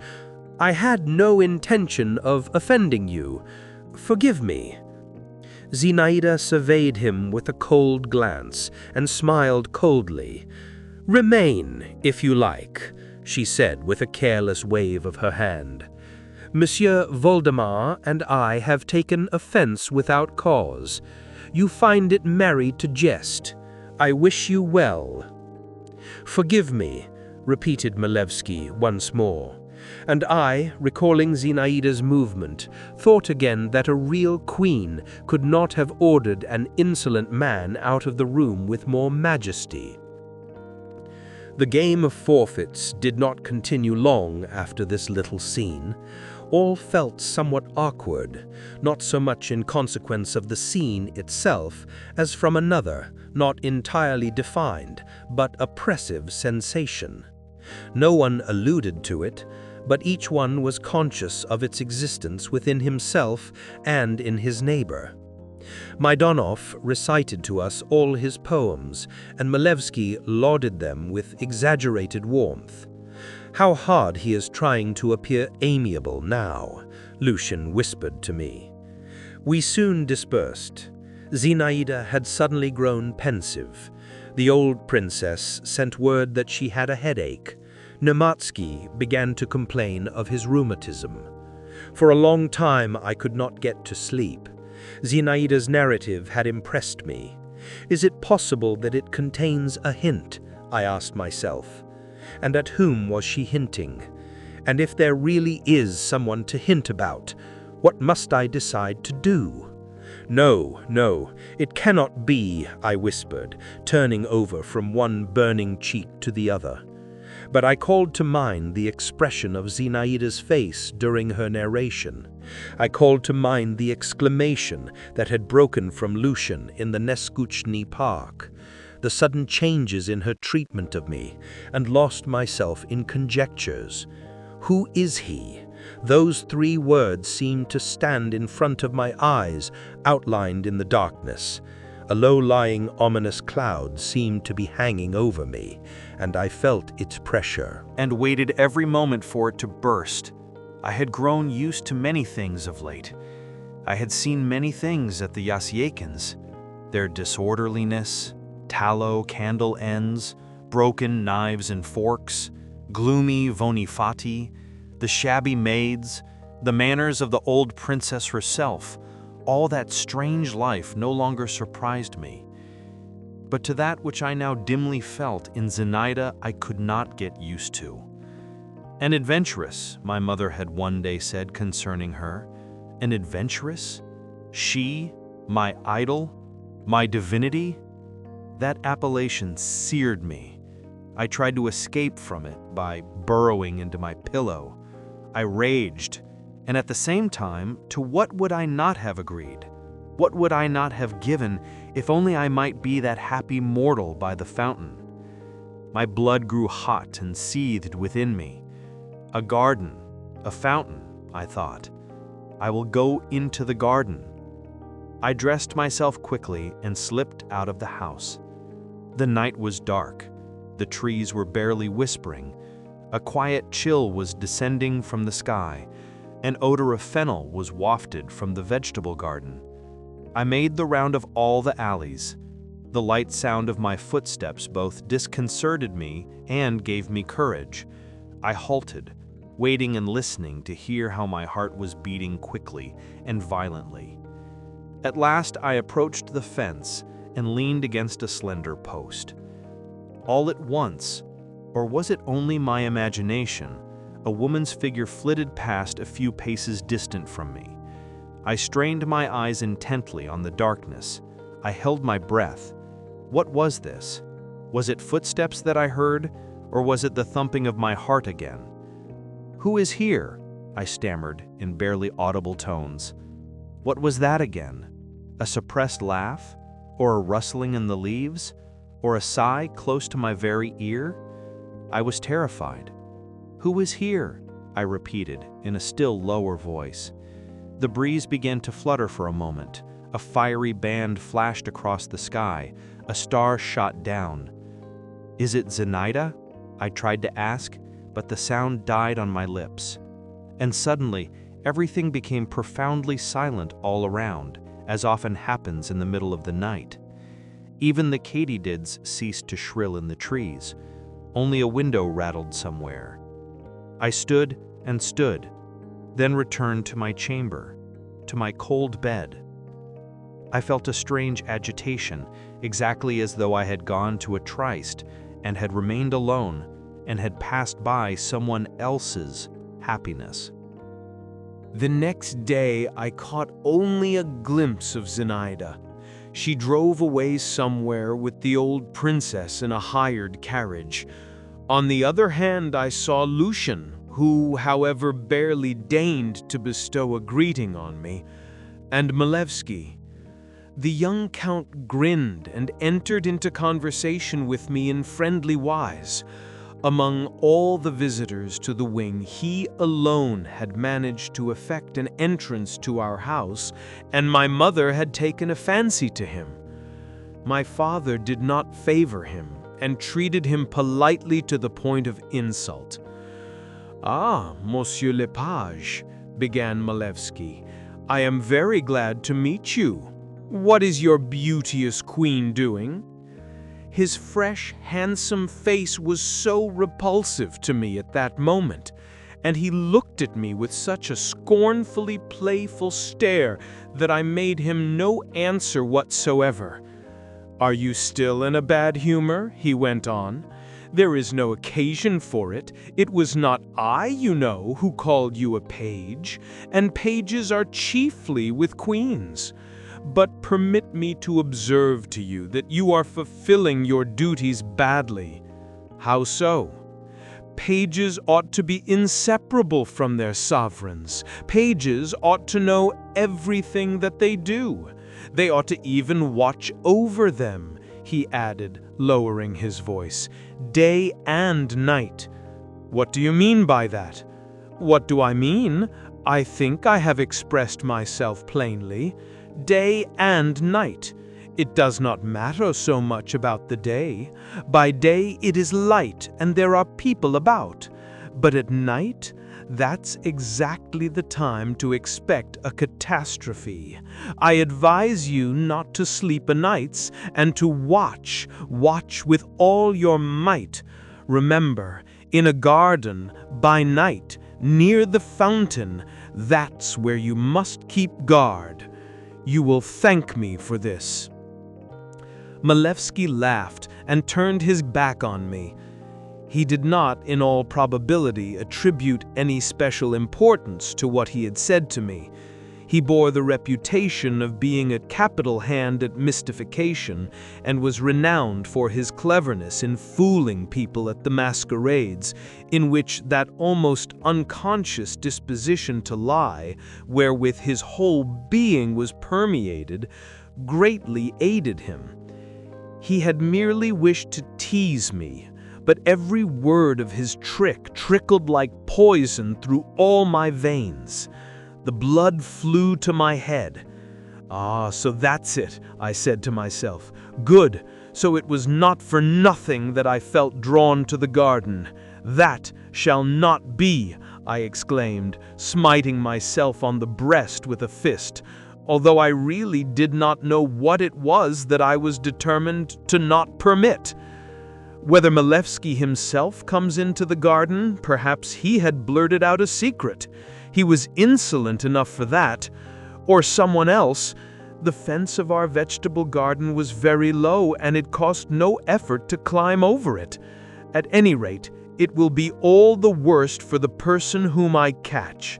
I would not advise anyone to go into that garden. To encounter me, I'll show the whole world and her, the traitress. I actually called her a traitress, that I know how to avenge myself. I returned to my own room, took out of my writing table a recently purchased English knife, felt of the sharp blade, and knitting my brows, thrust it into my pocket with a cold and concentrated decision, exactly as though it was nothing remarkable for me to do such deeds, and this was not the first occasion. My heart swelled angrily within me and grew stony. I did not unbend my brows until nightfall, and did not relax my lips, and kept striding back and forth, clutching the knife, which had grown warm in my pocket, and preparing myself in advance for something terrible. These new, unprecedented emotions so engrossed and even cheered me that I thought very little about Zinaida herself. There kept constantly flitting through my head Aleko, the young gypsy. "Where art thou going, handsome youth? Lie down." And then, "Thou'rt all with blood spattered. Oh, what is't that thou hast done?" "Nothing." With what a harsh smile I repeated that nothing.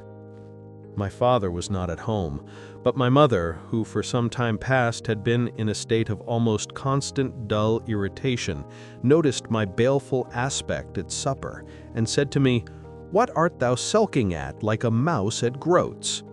I merely smiled patronizingly at her by way of reply, and thought to myself, if they only knew. The clock struck 11. I went to my own room, but did not undress. I waited for midnight. At last, it struck. "'Tis time," I hissed between my teeth, and buttoning my coat to the throat, and even turning up my sleeves, I betook myself to the garden. I had selected a place beforehand where I meant to stand on guard. At the end of the garden, at the spot where the fence, which separated our property from the Zasiakins, abutted on the party wall, grew a solitary spruce tree. Standing beneath its low, thick branches, I could see well, as far as the nocturnal gloom permitted, all that went on around. There also meandered a path which always seemed to me mysterious. Like a serpent, it wound under the fence, which at that point bore traces of clambering feet and led to an arbor of dense acacias. I reached the spruce tree, leaned against its trunk, and began my watch. The night was as tranquil as the preceding one had been, but there were fewer storm clouds in the sky, and the outlines of the bushes, even of the tall flowers, were more plainly discernible. The first moments of waiting were wearisome, almost terrible. I had made up my mind to everything. I was merely considering how I ought to act. Should I have thundered out, "Who goes there? Halt, confess, or die!" Or simply smite? Every sound, every noise and wrestling seemed to me significant, unusual. I made ready. I bent forward. But half an hour elapsed. My blood quieted down and turned cold. The consciousness that I was doing all this in vain, that I was even somewhat ridiculous, that Milevsky had been making fun of me, began to steal into my soul. I abandoned my ambush and made the round of the entire garden. As though expressly, not the slightest sound was to be heard anywhere. Everything was at rest. Even our dog was sleeping, curled up in a ball at the gate. I climbed up on the ruin of the outhouse, beheld before me the distant plain, and recalled my meeting with Zinaida, and became immersed in meditation. I started. I thought I heard the creak of an opening door, then the light crackling of a broken twig. In 2 bounds I had descended from the ruin and stood petrified on the spot. Swift, light but cautious footsteps were plainly audible in the garden. They were coming toward me. Here he is at last, darted through my heart. I convulsively jerked the knife out of my pocket, convulsively opened it. Red sparks whirled before my eyes. The hair stood up on my head with fright and wrath. The steps were coming straight toward me. I bent over and went to meet them. A man made his appearance. My God, it was my father. I recognized him instantly, although he was all enveloped in a dark cloak, and had pulled his hat down over his face. He went past me on tiptoe. He did not notice me, although nothing concealed me, but I had so contracted myself and shrunk together that I think I must have been on a level with the ground. The jealous Othello, prepared to murder, had suddenly been converted into the schoolboy. I was so frightened by the unexpected apparition of my father that I did not even take note, at first, in what direction he was going and where he had disappeared. I merely straightened up at the moment and thought, why is my father walking in the garden by night when everything around had relapsed into silence? In my alarm, I had dropped my knife in the grass, but I did not even try to find it. I felt very much ashamed. I became sober on the instant. But as I wended my way home, I stepped up to my little bench under the elder bush and cast a glance at the little window of Zinaida's chamber. The small, somewhat curved panes of the little window gleamed dully blue in the faint light which fell from the night sky. Suddenly their color began to undergo a change. Behind them, I saw it clearly. A whitish shade was lowered, descended to the sill, and there remained motionless. What is the meaning of that? I said aloud, almost involuntarily, when I again found myself in my own room. Was it a dream, an accident, or... The surmises which suddenly came into my head were so new and strange that I dared not even yield to them.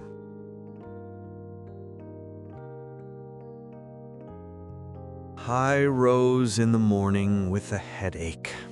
My agitation of the night before had vanished. It had been replaced by an oppressive perplexity and a certain, hitherto unknown sadness, exactly as though something had died in me. "What makes you look like a rabbit which has had half of its brain removed?" said Lucian, who happened to meet me. At breakfast I kept casting covert glances, now at my father, now at my mother. He was calm, as usual. She, as usual, was secretly irritated. I waited to see whether my father would address me in a friendly way, as he sometimes did, but he did not even caress me with his cold, everyday affection. Shall I tell Zinaida all? I thought, for it makes no difference now. Everything is over between us. I went to her, but I not only did not tell her anything, I did not even get a chance to talk to her as I would have liked. The old princess's son, a cadet aged 12, had come from Petersburg to spend his vacation with her. Zinaida immediately confided her brother to me. "Here, my dear Volodya," she said, she called me so for the first time, "is a comrade for you. His name is Volodya also. Pray, like him. He is a wild little fellow still, but he has a good heart. Show him Neskuchny Park. Walk with him. Take him under your protection. You will do that, will you not? You too are such a good fellow." She laid both hands affectionately on my shoulder, and I was reduced to utter confusion. The arrival of that boy turned me into a boy. I stared in silence at the cadet, who riveted his eyes in corresponding silence on me. Zinaida burst out laughing and pushed us toward each other. "Come, embrace, children." We embraced. "I'll take you into the garden if you wish, shall I?" I asked the cadet. "Certainly, sir," he replied in a hoarse, genuine cadet voice. Again, Zinaida indulged in a burst of laughter. I managed to notice that never before had she had such charming color in her face. The cadet and I went off together. In our garden stood an old swing. I seated him on the thin little board and began to swing him. He sat motionless in his new little uniform of thick cloth with broad gold galloon and clung tightly to the ropes. "You had better unhook your collar," I said to him. "Never mind, sir. We are used to it, sir," he said and cleared his throat. He resembled his sister. His eyes were particularly suggestive of her. It was pleasant to me to be of service to him, and at the same time that aching pain kept quietly gnawing at my heart. Now I really am a child, I thought, but last night I remembered where I had dropped my knife and found it. The cadet asked me to lend it to him, plucked a thick stalk of lovage, cut a whistle from it, and began to pipe. Othello piped also. But then in the evening, on the other hand, how he did weep, that same Othello, over Zinaida's hands when, having sought him out in a corner of the garden, she asked him what made him so melancholy. My tears streamed with such violence that she was frightened. "What is the matter with you? What is the matter with you, Volodya?" She kept repeating, and seeing that I made her no reply, she took it into her head to kiss my wet cheek. But I turned away from her and whispered through my sobs, "I know everything. Why have you trifled with me? Why did you want my love?" "I am to blame toward you, Volodya," said Zinaida. "I am very much to blame," she said, and clenched her hands. "How much evil, dark, sinful there is in me. But I am not trifling with you now. I love you. You do not suspect why and how. But what is it you know?" What could I say to her? She stood before me and gazed at me, and I belonged to her wholly, from head to foot, as soon as she looked at me. A quarter of an hour later, I was running a race with the cadet and Zinaida. I was not weeping. I was laughing, although my swollen eyelids dropped tears from laughing. On my neck, in place of a tie, was bound a ribbon of Zinaida's, and I shouted with joy when I succeeded in seizing her around the waist. She did with me whatsoever she would.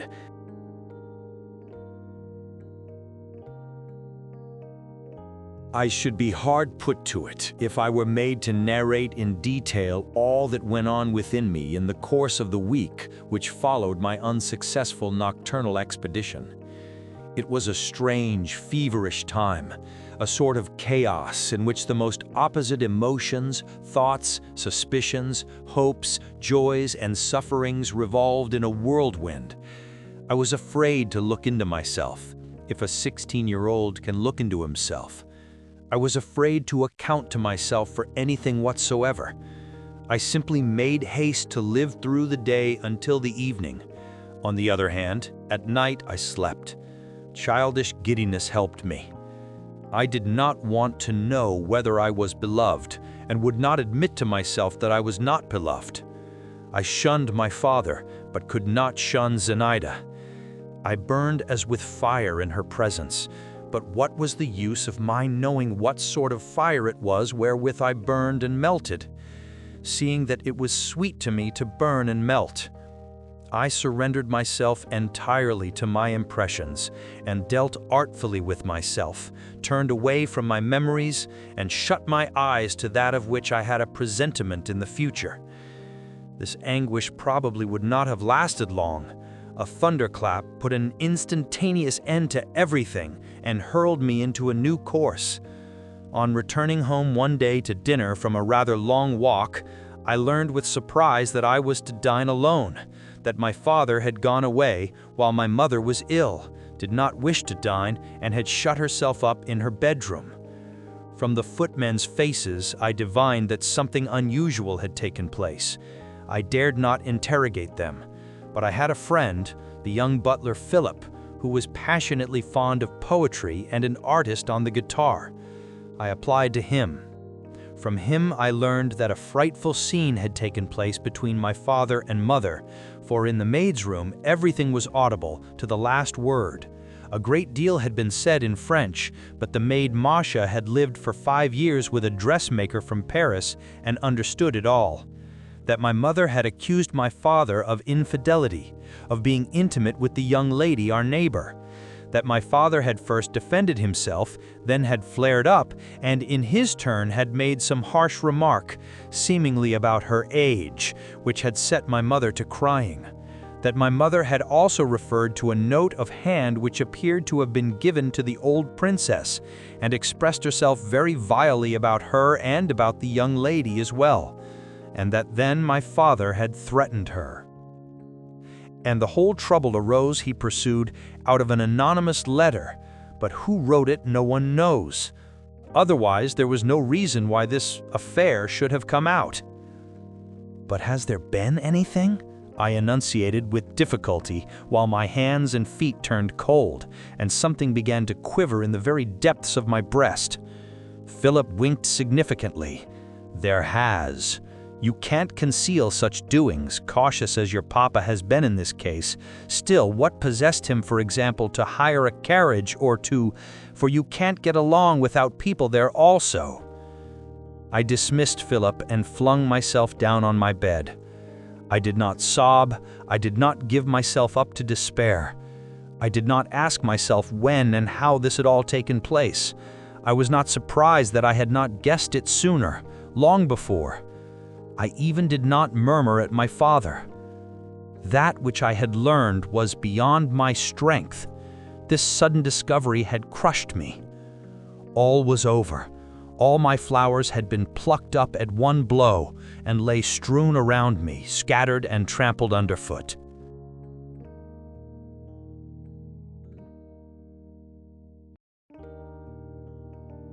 On the day following, my mother announced that she was going to remove to town. My father went into her bedroom in the morning and sat there a long time alone with her. No one heard what he said to her, but my mother did not weep anymore. She calmed down and asked for something to eat, but did not show herself and did not alter her intention. I remember that I wandered about all day long, but did not go into the garden and did not glance even once at the wing, and in the evening I was the witness of an abandon by the arm, and led him out of the hall into the anteroom, and in the presence of a lackey said coldly to him, "Several days ago your radiance was shown the door in a certain house. I shall not enter into explanations with you now, but I have the honor to inform you that if you come to my house again, I shall fling you through the window. I don't like your handwriting." The Count bowed, set his teeth, shrunk together, and disappeared.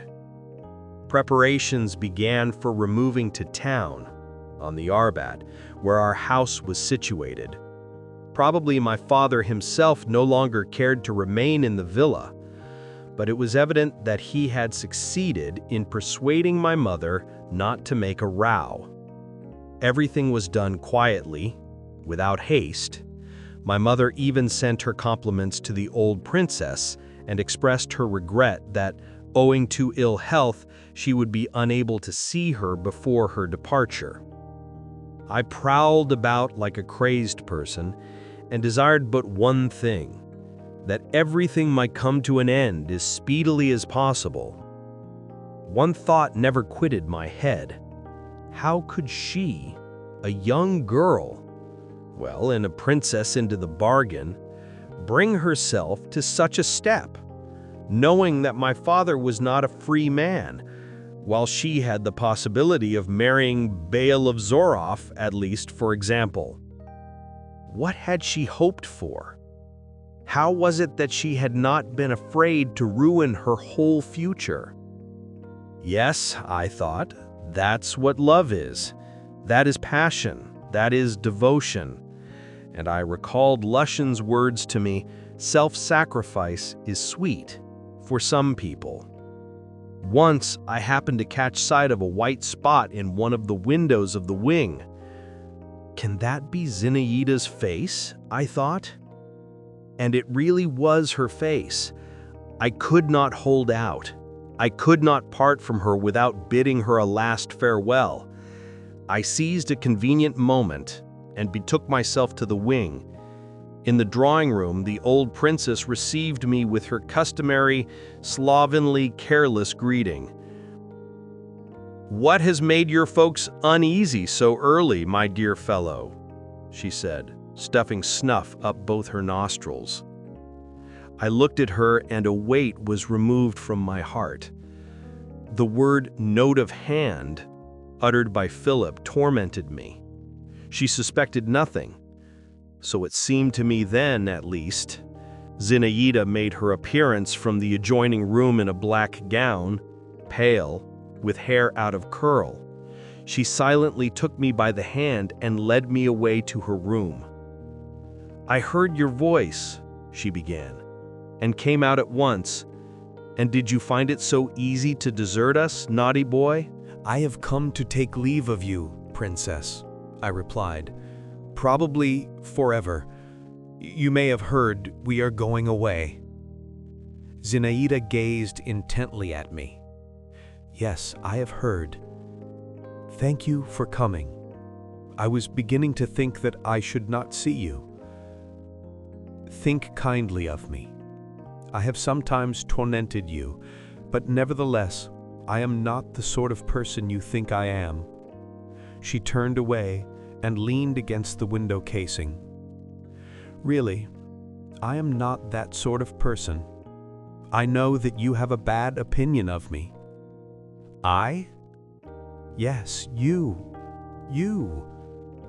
I repeated sorrowfully, and my heart began to quiver as of old, beneath the influence of the irresistible, inexpressible witchery. "I? Believe me, Zinaida Alexandrovna, whatever you may have done, however you may have tormented me, I shall love and adore you until the end of my life." She turned swiftly toward me, and opening her arms widely, she clasped my head and kissed me heartily and warmly. God knows whom that long farewell kiss was seeking, but I eagerly tasted its sweetness. I knew that it would never more be repeated. "Farewell, farewell," I kept saying. She wrenched herself away and left the room, and I withdrew also. I am unable to describe the feeling with which I retired. I should not wish ever to have it repeated, but I should consider myself unhappy if I had never experienced it. We removed to town. I did not speedily detach myself from the past. I did not speedily take up my work. My wound healed slowly, but I really had no evil feeling toward my father. On the contrary, he seemed to have gained in stature in my eyes. Let the psychologists explain this contradiction as best they may. One day, I was walking along the boulevard when, to my indescribable joy, I encountered Lushin. I liked him for his straightforward, sincere character, and moreover, he was dear to me in virtue of the memories which he awakened in me. I rushed at him. "Aha," he said, with a scowl. "Is it you, young man? Come, let me have a look at you.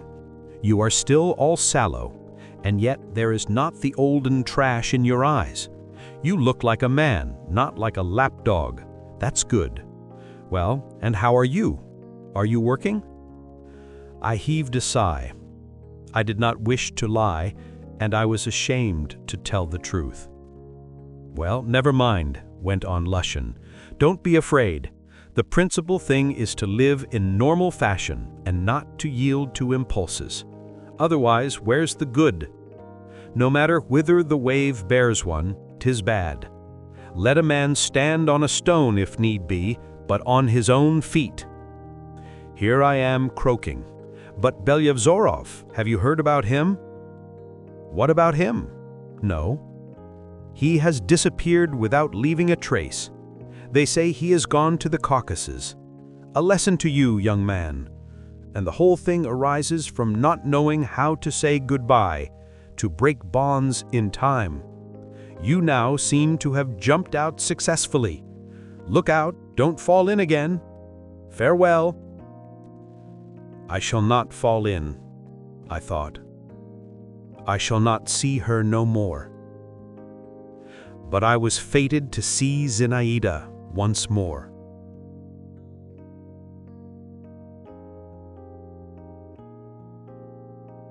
My father was in the habit of riding on horseback every day. He had a splendid red roan English horse with a long, slender neck and long legs, indefatigable and vicious. Its name was Electric. No one could ride it except my father. One day, he came to me in a kindly frame of mind, which had not happened with him for a long time. He was preparing to ride and had donned his spurs. I began to entreat him to take me with him. "Let us rather play at leapfrog," replied my father, "for thou wilt not be able to keep up with me on thy cob." "Yes, I shall. I will put on spurs also." "Well, come along." We set out. I had a shaggy, black little horse, strong on its feet and fairly spirited. It had to gallop with all its might, it is true, when Electric was going at a full trot, but nevertheless I did not fall behind. I have never seen such a horseman as my father.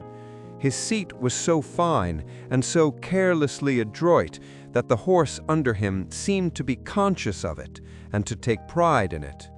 We rode the whole length of all the boulevards, reached the Maiden's Field, leapt over several enclosures. At first I was afraid to leap, but my father despised timid people, and I ceased to be afraid. Crossed the Moscow River twice, and I was beginning to think that we were on our way homeward, the more so as my father remarked that my horse was tired, when suddenly he turned away from me in the direction of the Crimean ford and galloped along the shore. I dashed after him.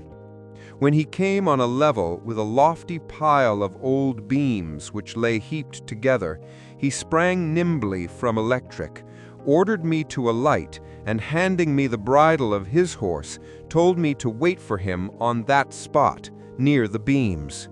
Then he turned into a narrow alley and disappeared. I began to pace back and forth along the shore, leading the horses after me, and scolding Electric, who, as he walked, kept incessantly twitching his head, shaking himself, snorting and neighing.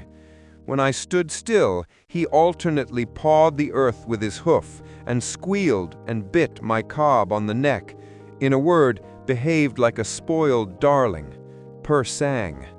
My father did not return. A disagreeable humidity was wafted from the river. A fine rain set in and mottled the stupid gray beams around which I was hovering and of which I was so heartily tired, with tiny dark spots. Anxiety took possession of me, but still my father did not come. A Finnish sentry, also all gray, with a huge old-fashioned shako in the form of a pot on his head, and armed with a halberd. Why should there be a sentry, I thought, on the shores of the Moscow River? Approached me, and turning his elderly, wrinkled face to me, he said, "What are you doing here with those horses, my little gentleman? Hand them over to me, I'll hold them." I did not answer him. He asked me for some tobacco.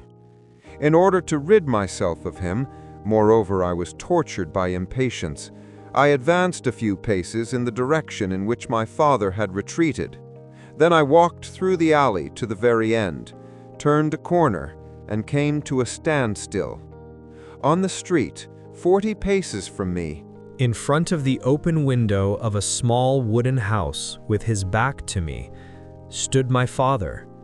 He was leaning his breast on the windowsill, while in the house, half concealed by the curtain, sat a woman in a dark gown talking with my father.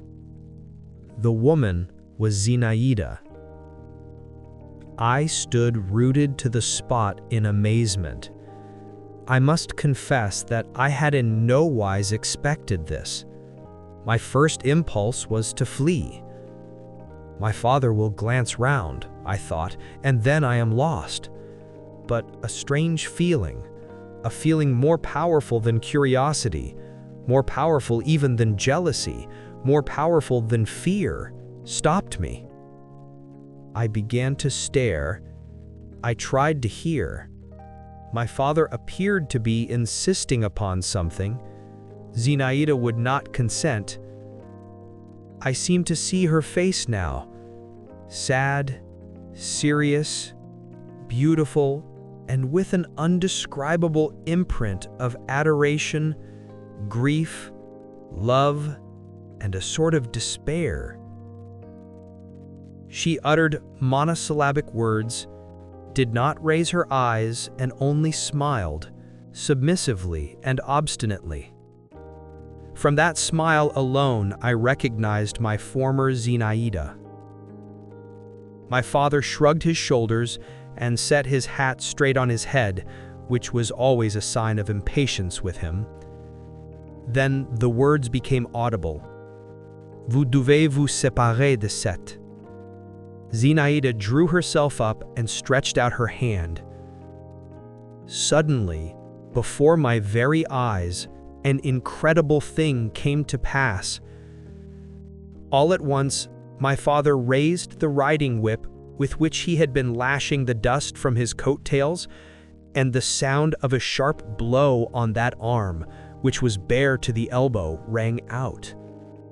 I could hardly keep from shrieking, but Zinaida started, gazed in silence at my father, and slowly raising her arm to her lips, kissed the mark which glowed scarlet upon it.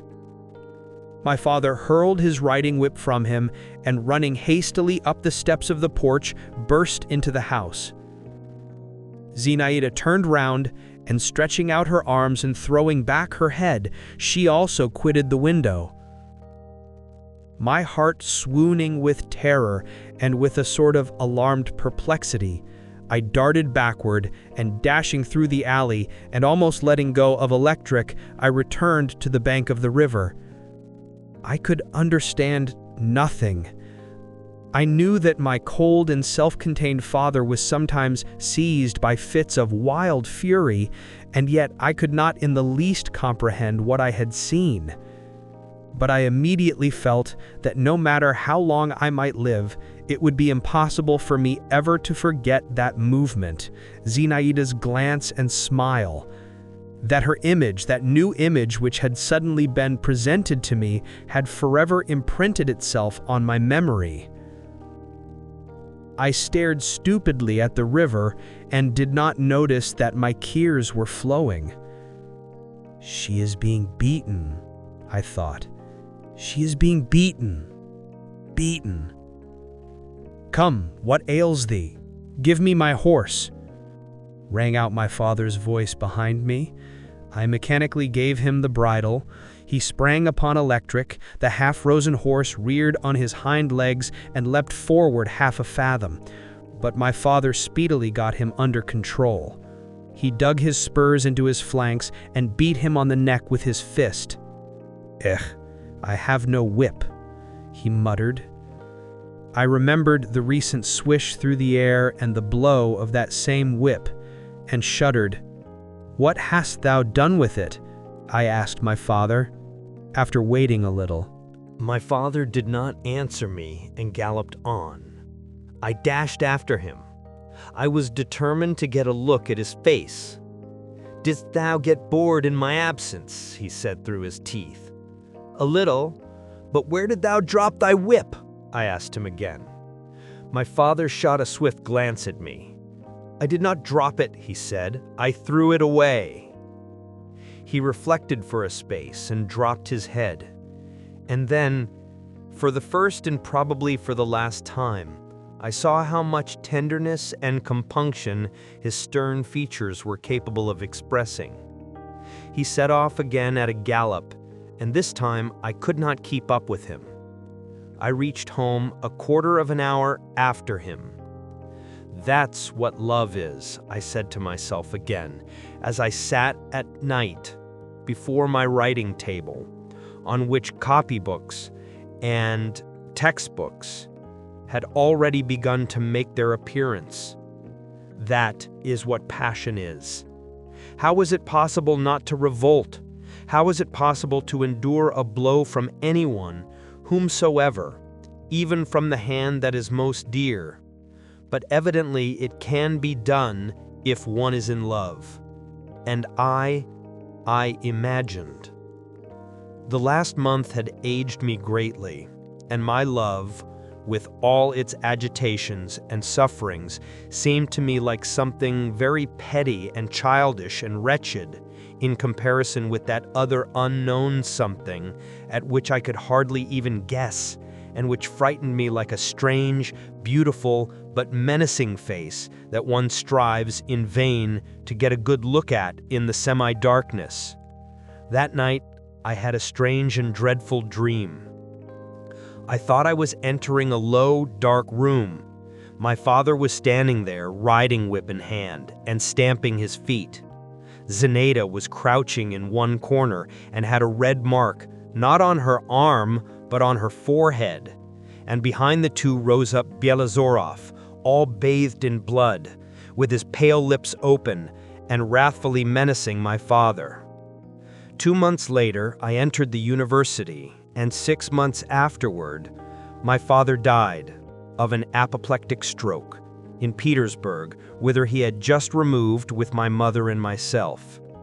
A few days before his death, my father had received a letter from Moscow which had agitated him extremely. He went to beg something of my mother, and I was told, even wept. He, my father. On the very morning of the day on which he had the stroke, he had begun a letter to me in the French language.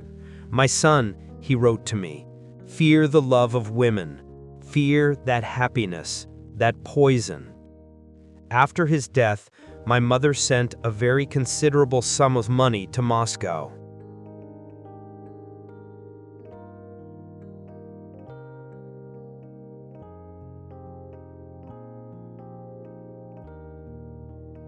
"4 years passed. I had but just left the university and did not yet quite know what to do with myself, at what door to knock. In the meanwhile, I was lounging about without occupation. One fine evening, I encountered Maidanov in the theater. He had contrived to marry and enter the government service, but I found him unchanged. He went into unnecessary raptures, just as of old, and became low-spirited as suddenly as ever. "You know," he said to me, "by the way, that Madame Dolsky is here." "What Madame Dolsky?" "Is it possible that you have forgotten? The former Princess Zasyekin, with whom we were all in love, you included, at the villa near Neskuchny Park, you remember?" "Did she marry Dolsky?" "Yes." "And is she here in a theater?" "No, in Petersburg. She arrived here a few days ago. She's preparing to go abroad." "What sort of a man is her husband?" I asked. "A very fine young fellow, and wealthy. He's my comrade in the service, a Moscow man. You understand, after that scandal, you must be well acquainted with all that." Maidanov smiled significantly. "It was not easy for her to find a husband. There were consequences. But with her brains, everything is possible. Go to her. She will be delighted to see you. She's handsomer than ever." Maidanov gave me Zinaida's address. She was stopping in the Hotel Demut. Old memories began to stir in me. I promised myself that I would call upon my former passion the next day. But certain affairs turned up. A week elapsed, and when at last I betook myself to the Hotel Demut and inquired for Madame Dolsky, I learned that she had died 4 days previously, almost suddenly, in childbirth. Something seemed to deal me a blow in the heart. The thought that I might have seen her, but had not, and that I should never see her. That bitter thought seized upon me with all the force of irresistible reproach. "Dead," I repeated, staring dully at the door porter. Then quietly made my way to the street and walked away without knowing whither. The whole past surged up at one blow and stood before me. And now this was the way it had ended? This was the goal of that young, fiery, brilliant life? I thought that. I pictured to myself those dear features, those eyes, those curls in the narrow box, in the damp underground gloom, right there, not far from me, who was still alive, and perhaps only a few paces from my father. I thought all that. I strained my imagination, and yet, from a mouth indifferent, I heard the news of death, and with indifference did I receive it, resounded through my soul. O youth, youth, thou carest for nothing. Thou possessest, as it were, all the treasures of the universe. Even sorrow comforts thee. Even melancholy becomes thee. Thou art self-confident and audacious. Thou sayest, I alone live, behold. But the days speed on and vanish without a trace and without reckoning. And everything vanishes in thee, like wax in the sun, like snow.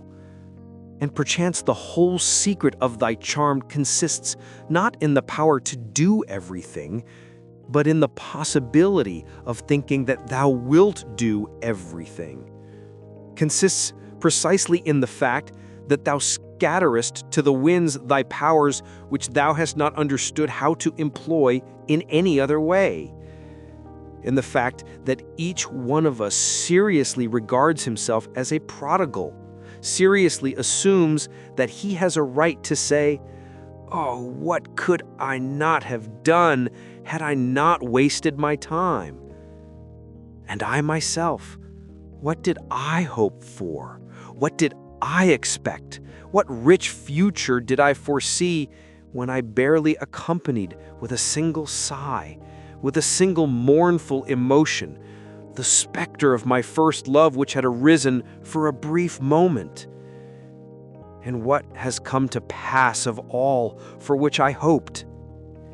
Even now, when the shades of evening are beginning to close in upon my life, what is there that has remained for me fresher, more precious than the memory of that morning spring thunderstorm which sped so swiftly past? But I calumniate myself without cause. Even then, at that frivolous, youthful epoch, I did not remain deaf to the sorrowful voice which responded within me to the triumphant sound which was wafted to me from beyond the grave. I remember that a few days after I learned of Zinaida's death, I was present, by my own irresistible longing, at the deathbed of a poor old woman who lived in the same house with us. Covered with rags, with a sack under her head, she died heavily and with difficulty. Her whole life had been passed in a bitter struggle with daily want. She had seen no joy. She had not tasted the honey of happiness. It seemed as though she could not have failed to rejoice at death, at her release, her repose. But nevertheless, as long as her decrepit body held out, as long as her breast heaved under the icy hand which was laid upon it, until her last strength deserted her, the old woman kept crossing herself and whispering, "Oh Lord, forgive my sins." And only with the last spark of consciousness did there vanish from her eyes the expression of fear and horror at her approaching end. And I remember that there, by the bedside of that poor old woman, I felt terrified for Zinaida, and felt like praying for her, for my father, and for myself.